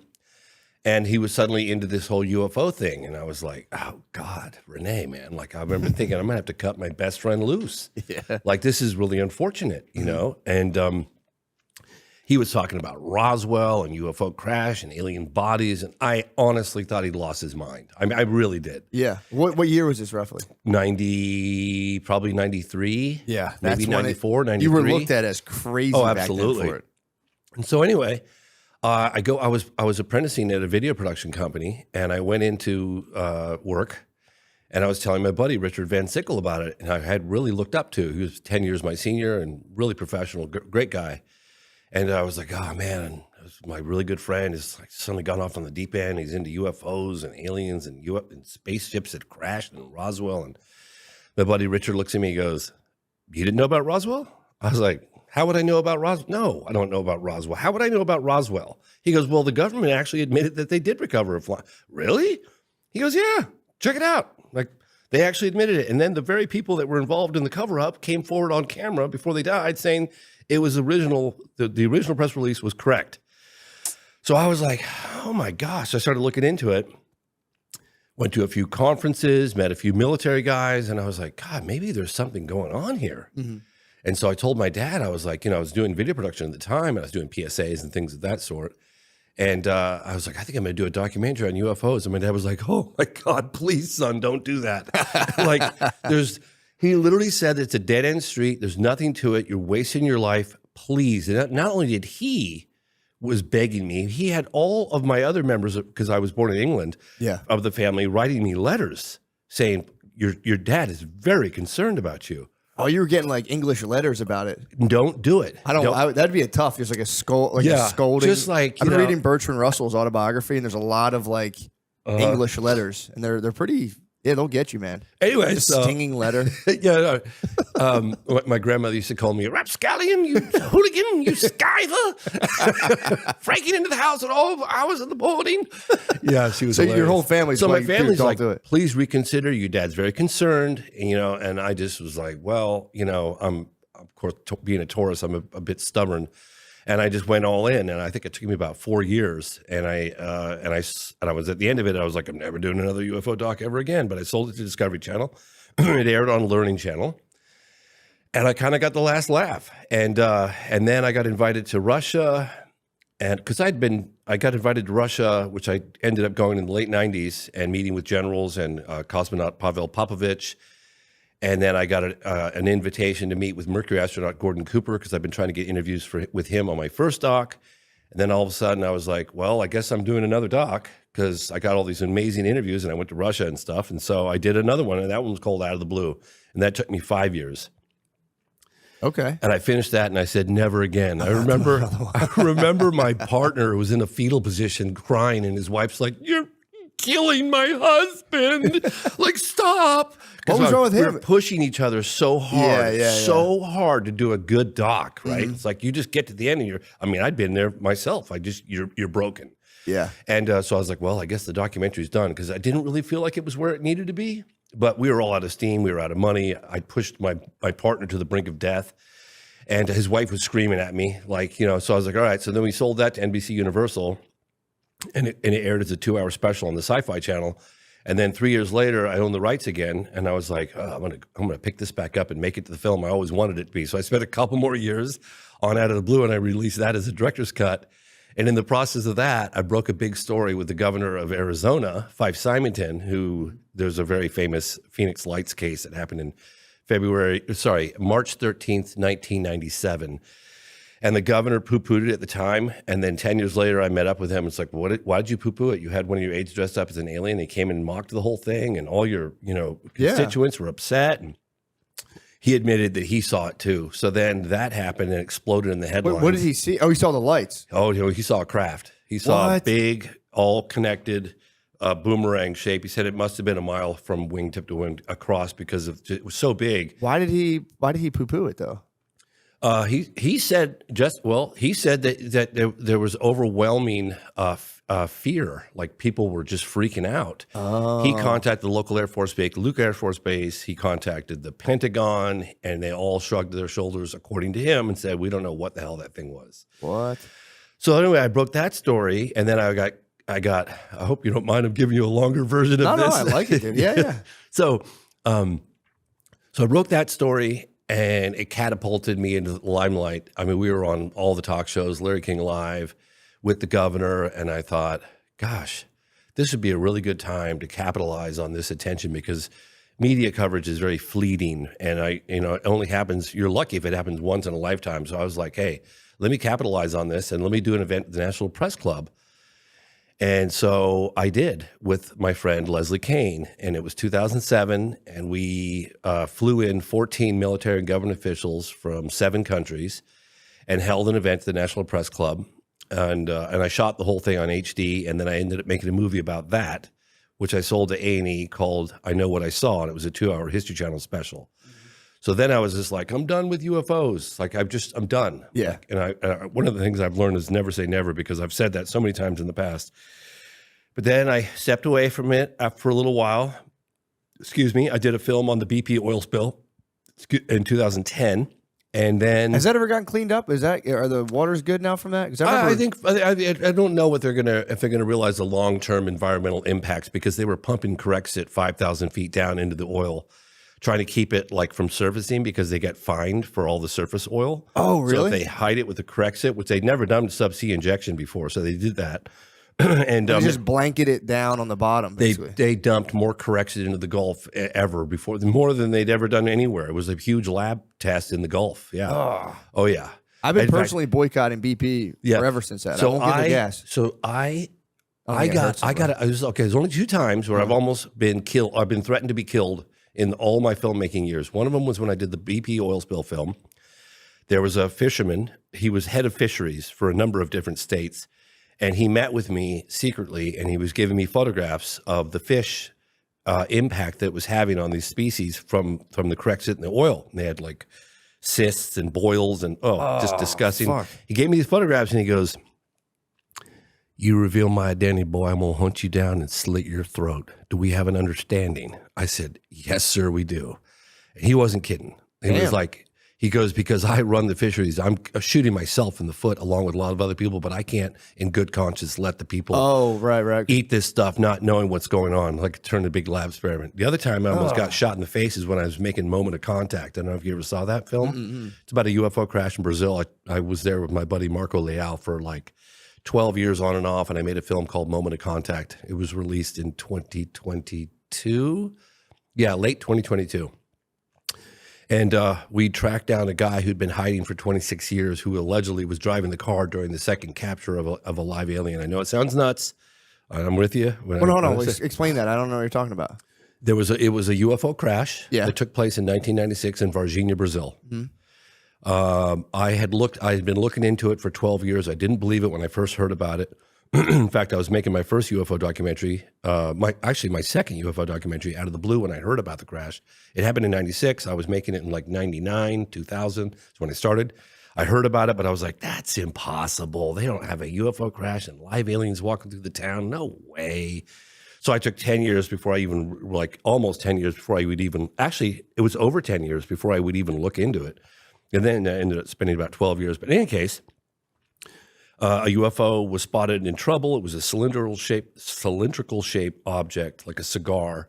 It was like a aluminum kind of shape, no wings, no visible means of propulsion. It had, according to the witnesses that I interviewed, and they're all on camera, it had a gash in the back of it and had sort of a white vapor coming out the backside. And it was definitely in trouble because all the people who claimed to have seen it said it was struggling to stay in the air. And then it eventually crashed. 2 days later in the town of Virginia, just a few miles away, people reported these strange creatures. And then there were two, according to the authorities and military people, that information that had leaked out and the researchers locally, 2 or 3 of the creatures were captured. And the second capture was involving a police officer by the name of Marco Cherez. And the driver of that car, Eric Lopes. And Eric Cherez died within a couple of weeks of touching the creature. He manhandled it and took it to the local hospital. He got a weird infection and then died. Damn, dude, really? Yeah, it's true.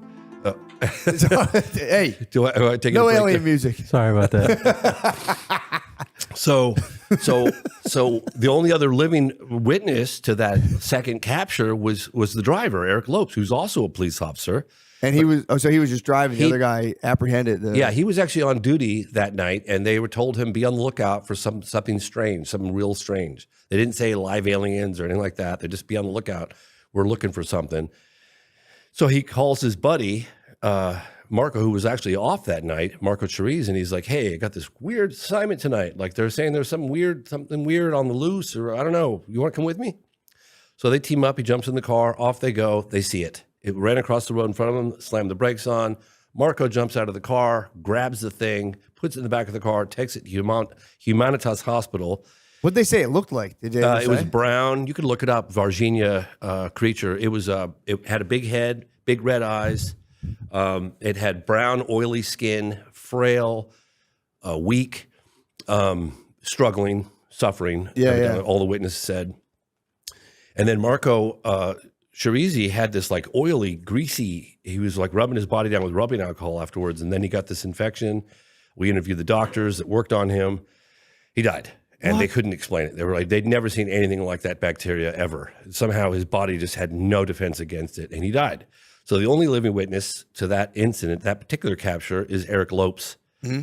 So the driver. Yes. So I got in touch with the mayor. They actually interviewed the mayor of the town, this guy Verge, and he was like, "Hey, is there anything I can do to help you guys? I believe this happened. I want to get the story out. I think the world needs to know." I was like, "Yeah, there's something you could do. Could you help me locate this guy, Eric Lopes? He's been MIA for 26 years. What? And he was apparently driving the car." So we go to his house. Really spooky, right? The guy's off the beaten path. Get to his house and, that's the creature. That's Jesus, man. Yep, that's it. Mm-hmm. Oh, fuck. Yep, that was witnessed in broad daylight by 3 girls, Valkyria, Liliani, and Katya. 2 of them are sisters. Broad daylight. They got within 10 feet of that creature in broad daylight. Damn. Yeah, it was crazy. So anyway, we get to Eric Lope's house, and he I don't speak Portuguese, but he was like apparently telling everyone, get the hell out of there, or he's going to start spraying bullets. What? And he said it like 3 or 4 times. And then I looked over at the guy, the translator, and he looked at me, and he was just like this. Eric Lopes was looking out the window right above me, and I was looking at his eyes going, God, that guy's seen something. I don't know, man. He had looked like he was so burdened with something. You see it in his eyes. I remember I'd never looked into someone's eyes that had that profound, like he was just burdened with something really Did he look intense. like afraid, or he just looked kind of like just He distant? looked like he'd been shouldering something so profound, so deep, so deeply, profoundly disturbing, and that he couldn't share it with anybody. That's what it looked like. Man. But anyway, it's confused. But anyway, that was a second time. Only 2 times where I actually was like Threatened to be shot. Okay, wow, okay. Yeah, Jesus threatened to be Christ, shot. man. That's crazy. So you didn't even get to talk to the guy? He wouldn't talk? Well, he funny enough, it's really funny actually, because he said, and you could see it in the movie, when we rolled up, he's like, if you're here to talk about the ET, Eric won't talk. And he referred to himself in the third person, which is weird. And then it was like, Eric's not here. And then it's like, I'm going to start shooting right now, bullets out of here. And I kept asking, I didn't know what he was saying.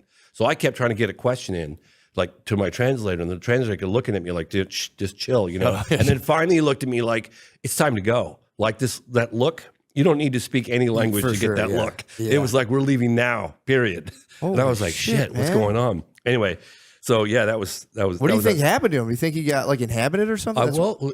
Just imagine for a moment if he really was the driver that was involved in the capture of a live alien. Okay, Yeah. I'm not saying believe it or don't believe it, but if it did happen, and then your best friend dies, Yeah. and now the family and the world wants to know what happened, and you can't talk, and because your life has been threatened, right? Yeah. So you have to shoulder that burden for 26 years. Right? Yeah. So if it happened, you can imagine how disturbing that was. And, he's military intelligence, so, he's armed to the teeth, I'm sure. And I would talk to some other fellow Brazilian UFO researchers, Uberajaro Rodriguez, this guy Peccaccini, and he was like, oh yeah, back in 26 years ago, we wouldn't go near Eric Lopes. I was like, why not? He goes, everybody knew that guy was packing. He was just going to open fire. I was like, well, now you guys tell me. Jesus Christ, I went to the guy's house. I probably almost got shot in the face. That would have sucked so bad, dude. That would have been a real bummer. Oh, that would have sucked. Yeah. So anyway, coming off the heels of that, I, because I did a film called The Phenomenon, right, which covers the phenomenon from the 40s up to relatively modern day, 2017, 2020, whatever. Yeah. And then I naturally, the natural progression would have been to go from The Phenomenon to the program, which is out now. But I had unfinished business with this alleged UFO crash case. And so I went back to Brazil like a 5th time, and I filmed Moment of Contact, right? And then at the very end of it all, and I totally believed it. In fact, I remember taking one of the audio guys, he lived in Rio de Janeiro, and this guy Guy, and he goes, oh yeah, we heard about that story back 26 years ago. Nobody believes it. It's like, kind of like what Roswell, For sure, yeah. Then I took him on all the shoots, and he was like, holy shit, this happened, And I said, yeah, I wouldn't waste 12 years of my time if I didn't. Yeah. So at the last week or so of filming in Brazil, a flight control officer with the Brazilian military, because flight control, fire department, police, they're all connected to the military. He came forward and said, yeah, I saw the United States Air Force plane come in and land in Campinas, and then said Wait, to what did you say? What? So it was confirmed the United States Air Force was involved with this UFO crash case. Okay. That the United States Air Force flew in to a place called Campinas. And then from Campinas, I know, right? I know, Varginha and Campinas, right? Doesn't get any better than that. Can you believe it? I know. Sorry. I thought my mind was just making tricks. I thought you might have known about this case. I'm No, sorry. Campinas and Joe Rogan talked about it for a year. Campinas. No. Yeah.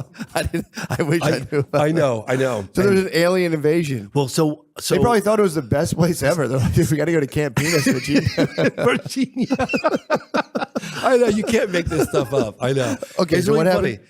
So the last time I was there after 12 years of filming on and off, a guy comes forward, and he was with flight control with the Brazilian government. military.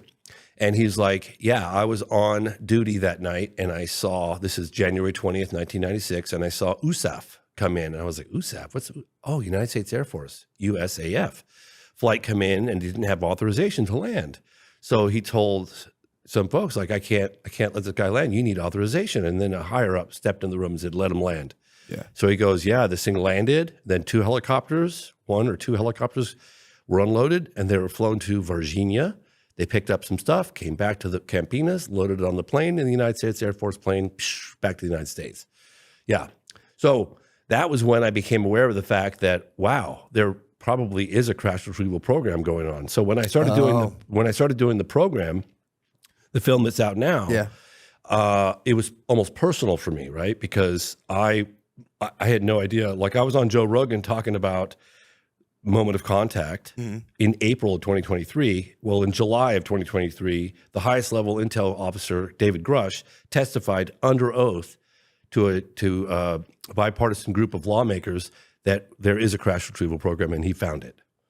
Damn. Yeah. So so the program kind of covers this unprecedented push for transparency on what the intel agencies really know about the phenomenon, right? What kicked that off? I was curious about that. Like, this is my thing. If things are like top secret, you have these giant kind of like, mechanisms of power controlling and hiding things. I do find it funny that they're like, you swear you're telling the truth, and they're like, that you fucking got me, dude. Yes, I pinky promise. Like, it's a weird system we still do. Yeah, well, it's like, you better tell the truth, and we're like, you got me. So people think that the government suddenly had an epiphany and decided to be more transparent on the UFO phenomenon. That's not what happened. Yeah, I doubt that. Yeah, right. What happened was there were a couple of intel insiders, Christopher Mellon being one of them, former Deputy Assistant Secretary of Defense for Intelligence, along with Lou Elizondo and a handful of others, just small handful, that protested because of excessive secrecy. They found a loophole and walked some evidence from the Pentagon out on the front page of the New York Times, and that happened in December of 2017. Okay. So they can't put the genie back in the bottle, right? Yeah. So more people keep coming forward now, more people coming forward. And then Congress started getting wind. They were having behind doors meetings with some of these witnesses, and they were like, ooh, there's a there. Wow. And then they had the first congressional hearing by a guy named Andre Carson, Congressman Andre Carson. That was 2022. That had a hint of a crash retrieval program that was revealed through a memo, the Davis-Wilson memo. Then they had congressional hearings in July of 2023, and that's when it was all out. David Grush said, yeah, we have a crash retrieval program. And then recently, just a month ago, we had more congressional hearings, which I attended, and Lou Elizondo, who ran ATIP, or was one of the members on ATIP, he confessed under oath that there is a crash retrieval program. So they have been going around and scooping these things up. So yes. Things. So what do you say to people who are like, it's just super advanced military technology they're hiding from everybody? Well, if that's the case, that would be an even bigger story because somebody has kept it secret for over 80 years. Yeah, so, true, wow, yeah. Okay, that's cool. Yeah, no, I hear you. These things exhibit a technology that's just so beyond anything that we have in our arsenal. So, and what are the examples of like the technology that we can't really wrap our heads around? So you have objects that can hover without displaying any kind of visible means of propulsion. They can accelerate from a standstill to out of sight in the blink of an eye, right angle turns at high speeds, no sonic boom, no air disturbance, very little noise. Sometimes you'll hear a slight buzzing or humming noise, but that's it within certain proximity, some of the witnesses. And they fly rings around our fastest jets. I mean, like they make a mockery of our fastest jets. I mean, you could just talk to David Fravor about that, 2003 off the coast of San Diego. So, and I think the big secret is they don't know what it is. I mean, they know it's engineered, right? They know it's technological, but there's a psychic component to it as well. So it would be very difficult for any governing body to come forward and say, hey, ladies and gentlemen, my fellow Americans, it has been brought to our attention that there are structured craft of unknown origin whizzing around with impunity. They fly rings around our fastest jets, so we don't know who they are, where they come from, and if they turn out to be hostile, we have no visible means of defense against them. Thank you and good night. Yeah, true. Everyone would be like, fuck this. Everyone would be like, no! That's why right now, when they don't know what these drones are, they're calling them drones because drones is a little less scary than UAP, right? So they're calling them drones, but they're saying, you have nothing to fear, and yet we don't know what the hell they are. So that's a little strange, because how could you say what something isn't when you don't know what it is? Yeah, true. Isn't it funny how the people we love most are often the hardest to shop for? Luckily, there's one gift that everyone on your list is sure to enjoy, an Aura digital picture frame. Named #1 by Wirecutter, Aura frames make it incredibly easy to share unlimited photos and videos directly from your phone to the frame. And when you give an Aura frame as a gift, you can personalize and preload it with a thoughtful message and photos using the Aura app, making it an ideal present for long-distance loved ones. It's a gift so special, they'll use it every day. I mean, they want me to talk about the hunt for the perfect gift. Yeah, man, it is hard getting the perfect gift, and there's nothing better and selfless than just, giving a photo of yourself to a person. No, you're giving a photo. I'm joking around. It's the holidays. Everyone's having a tough time. Come on, please don't drop us, dude. All of our corporate sponsors are mad right now. Guys, it is nice your mother loves you so much, and your father, they just want to see your face. Just give them a picture of you and your brothers, dude, back when you were young and beautiful before you became old and decrepit. Yeah, so I love it. My mom has one. She loves seeing it. Hey, Bill, I'm recording advertisements, dude. I know you broke your leg, but please. Yeah, so very good. Hey, guys, and if that's not personal enough, you can even upload a video message to play on the frame as soon as they plug it in. So the first thing they hear is your voice and how much you love them. Save on the perfect gift by visiting auraframes.com to get $35 off Aura's best-selling Carver mat frames by using promo code MSSP at checkout. That's auraframes.com, promo code MSSP. This deal is exclusive to listeners, so get yours now in time for the holidays. Terms and conditions apply. This episode is brought to you by BetterHelp. How do you stay cozy during the winter months? For some, wrapping up in a blanket with a mug of hot chocolate or watching a movie with the family is the best way to spend the month of December. Therapy is a great way to bring yourself some comfort that never goes away even when the season changes. I mean, what a beautiful message. Because your family will go away, but you can always do therapy. That is beautiful. If you're thinking of starting therapy, give BetterHelp a try. It's entirely online, designed to be convenient, flexible, and suited to your schedule. Just fill out a brief questionnaire to get matched up with a licensed therapist and switch therapists anytime for no additional charge. Find comfort this December with BetterHelp. Visit betterhelp.com/MSSP today to get 10% off your first month. That's BetterHelp, HELP.com/MSSP. And guys, it is the holiday times. A lot of people get sad and freak out. Maybe you're an advertiser and you're saying, this ad should have been a fucking minute long. So maybe I'm just wasting time and trying to get to a minute. But guys, it is the holidays. People get sad. I get cheerful. I get full of holiday cheer. I love it. So I'm not sad during the holidays. I like the holidays, but some of you get very sad. So do what you need to do in terms of finding your supports. All right. You know what we all could use a little more of? Getting off asses.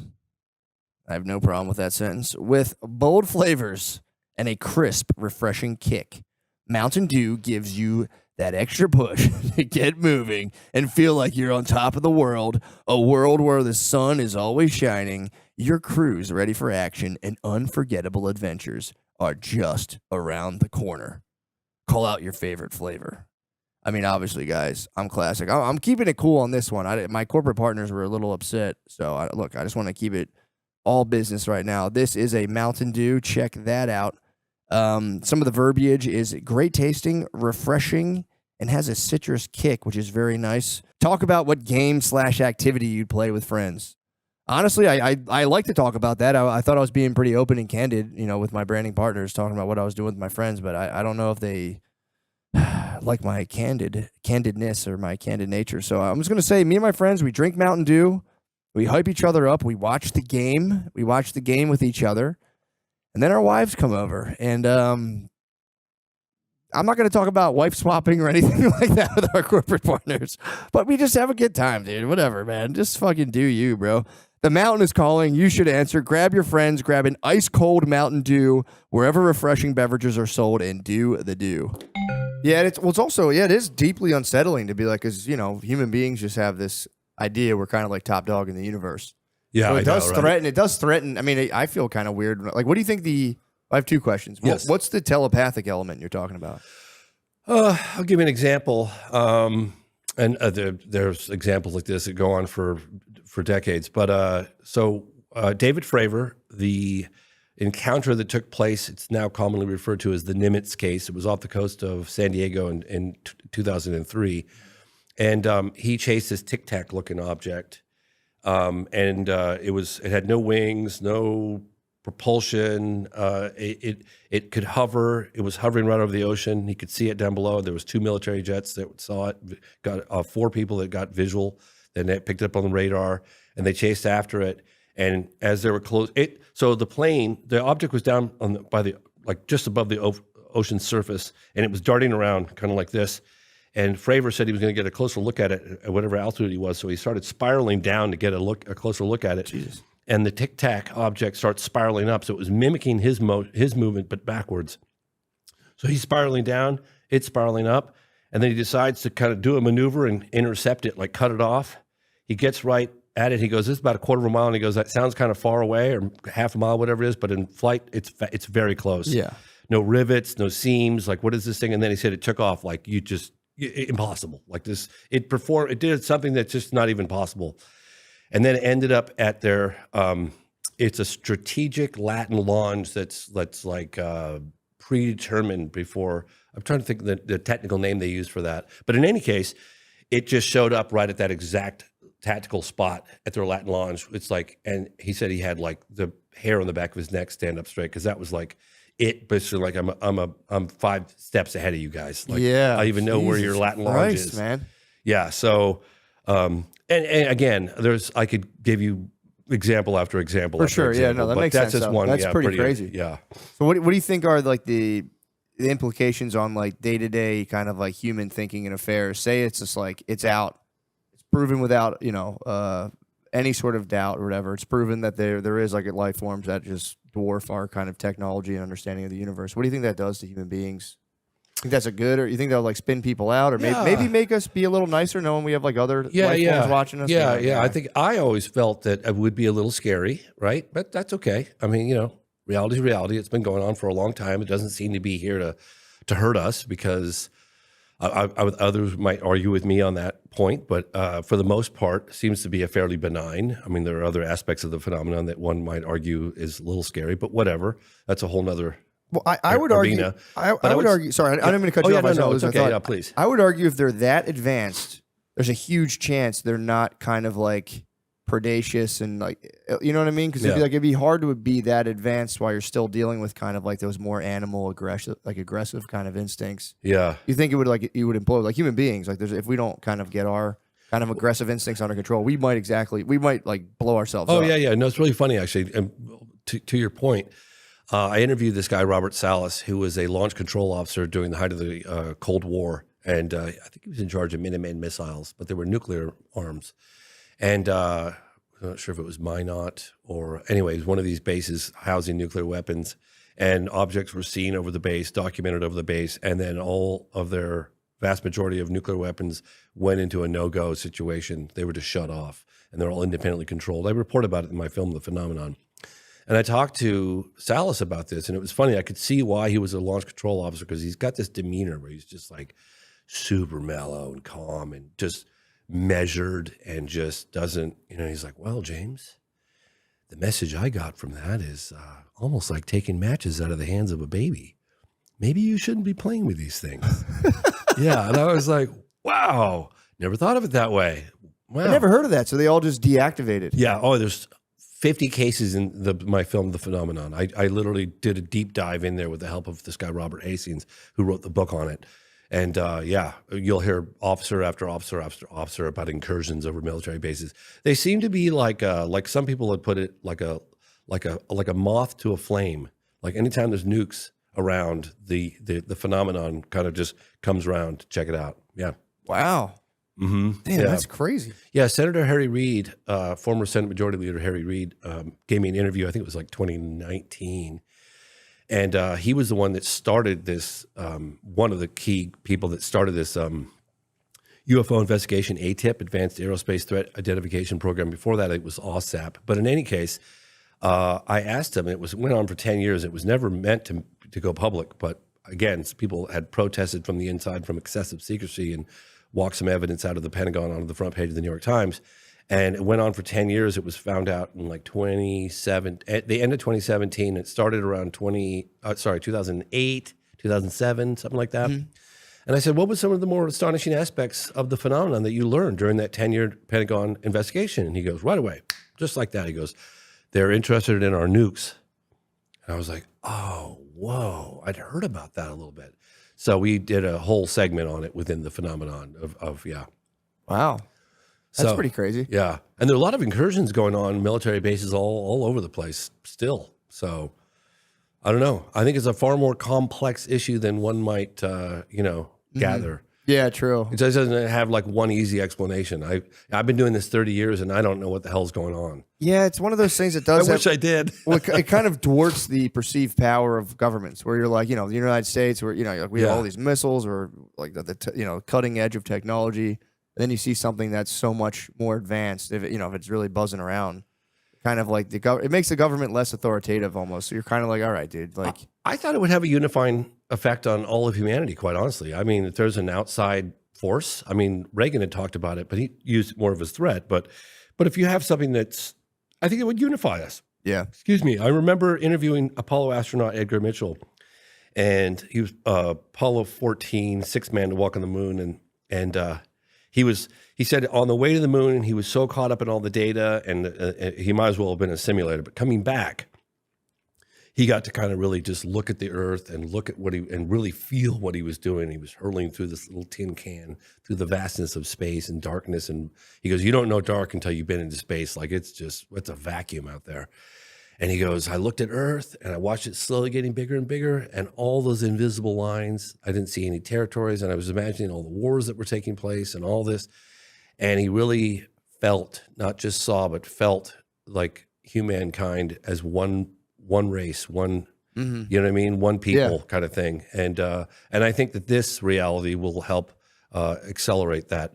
Yeah, in my opinion. I think it's a good thing. We get a lot of people who start being like, they're trying to use this to start up a new world government and blah, blah, blah, blah. And it's like, I don't think they have control of it. I really don't. Yeah, I would argue someone who's investigated all around the world for 30 years. There's no way. I don't think that I think that they're doing what they're doing. True. And it's one of those things where it's like, if there, just say for, argument's sake, say there were some just human beings who are so powerful, they were engineering these kind of crafts. It's like, well, guess what? They're going to do whatever they want, whatever. Yeah.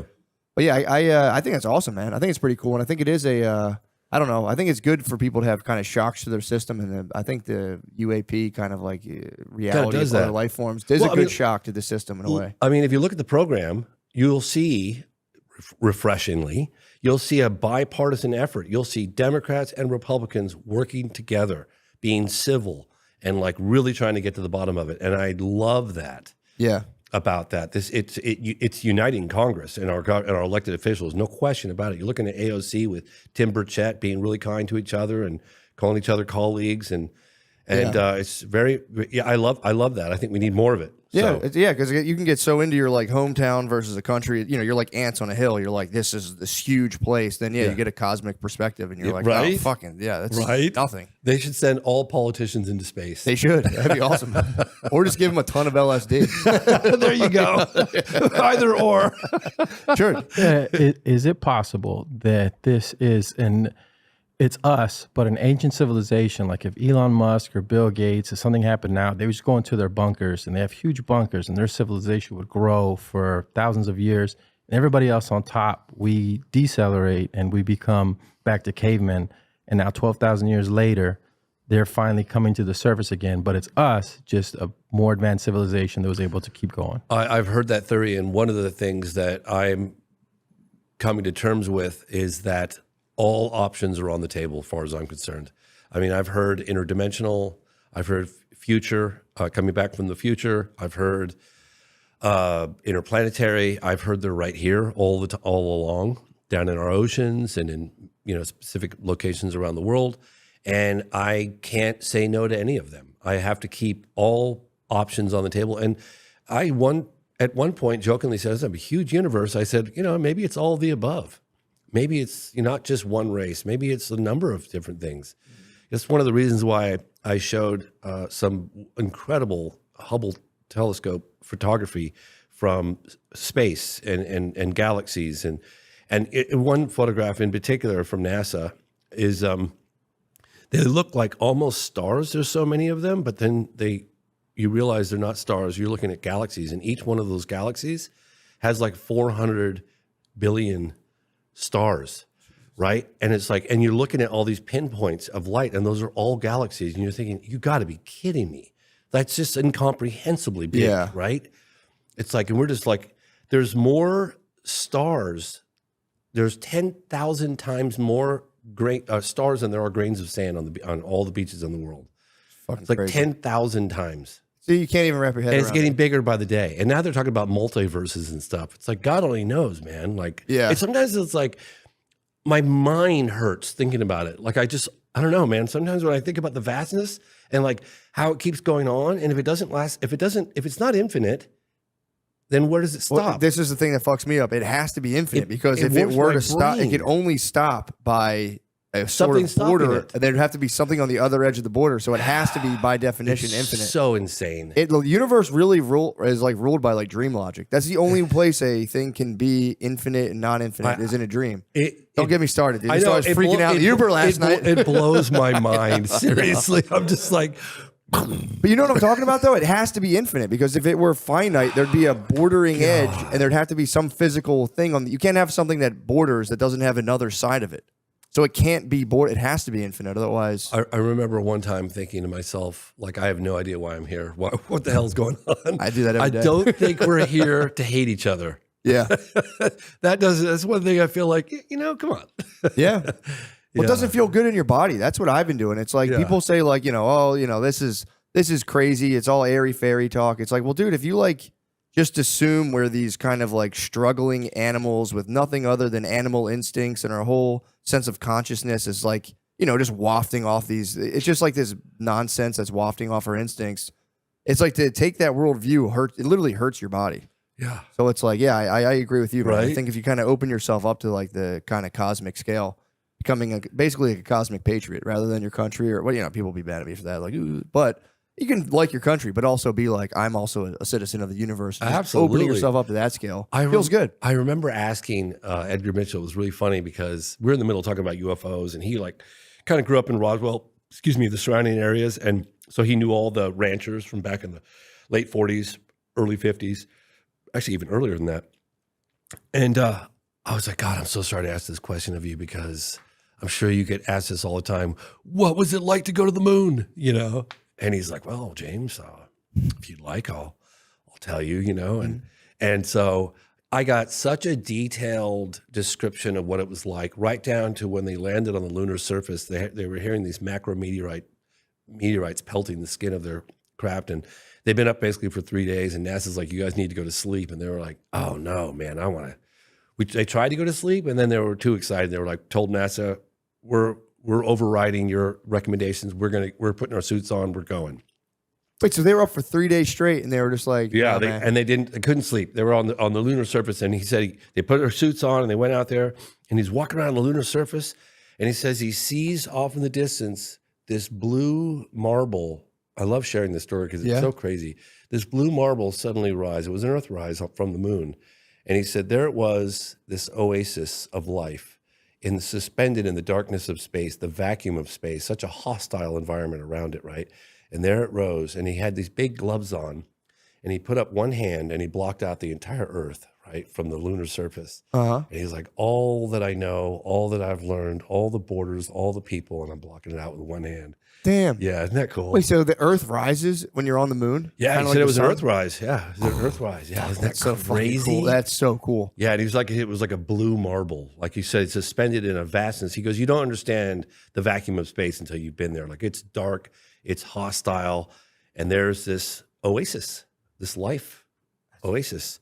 And yeah, it's really. It does suck, and it sucks to waste it just being. Oh my gosh, fucking miserable dick. It's all we got. I know, and I'm guilty of that. I can be a miserable dickhead, but it's like it really is, especially when you look at it. It's like if you look at the scale, and then you get into like the math behind like what are the if they go, all right, it all happened by chance. Well, what is like the mathematical probability of that? And it's like literally, if you were a math person, you'd be like, well, yeah, my own math proves that this happening for no reason is so statistically improbable It's crazy. Yeah, and they go, well, it's just because the universe is infinite and that anything can happen. It's like, okay, like, all right, yeah, that's cool. You know, I wonder sometimes if we just like, I used to think back when I first started this, because I was like, I would go into the field. I wouldn't just read books or go to conferences. I would actually go to locations and meet with witnesses on UFO sightings all over the place. And so I knew the phenomenon was real. I mean, unless everybody I was talking to, including pilots and FAA officials and civilians and governors, all lying, I was like, well, maybe, you know, it's such a big universe. It's, you know, the galaxy, whatever, Milky Way, we probably just get periodic visitation for whatever reason. The governments decide to cover it up. That's what I thought. Sure. But now, all these years later, I'm like, oh my gosh, now I feel like I know less today than I did when I started. Yeah. Because like you said, like, could it be time travelers? Yes, it could. Could it be interdimensional? Yes, it could. Could it be interplanetary? Sure could. Why not? Yeah. Yeah, well, Tucker Carlson now is like, he's freaked out. He's like big on the interdimensional thing. I'm done. Yeah, he's like out of nowhere. He tapped out. He got off of Fox, and he was just, next thing you know, it's just like there's interdimensional entities, blah blah blah, and everyone's like, what the fuck, dude? Yeah, no, he tapped out. What do you mean he tapped out? He's not doing the UAP anymore. He just doesn't even want to. He doesn't even want to talk about it. He learned certain things, and he's like, we're done. I'm not doing this. And it's funny actually because one of the things that Senator Harry Reid said to me was that they were just trying to get some of these senators to look at the data, look at the evidence, and they were so dismissive of, they said it's demonic, and I'm not going to engage with that. So because they couldn't explain it, or for whatever reason, it was just written off. So there's that wing of the elected officials that have looked at it like that way. I don't know if they're still looking at it that way, but they were like, it's demonic, and we don't want anything to do with it. I'm not even going to look at it. Damn. That's what he told me. Yeah. Yeah, and even people within the Pentagon saying that.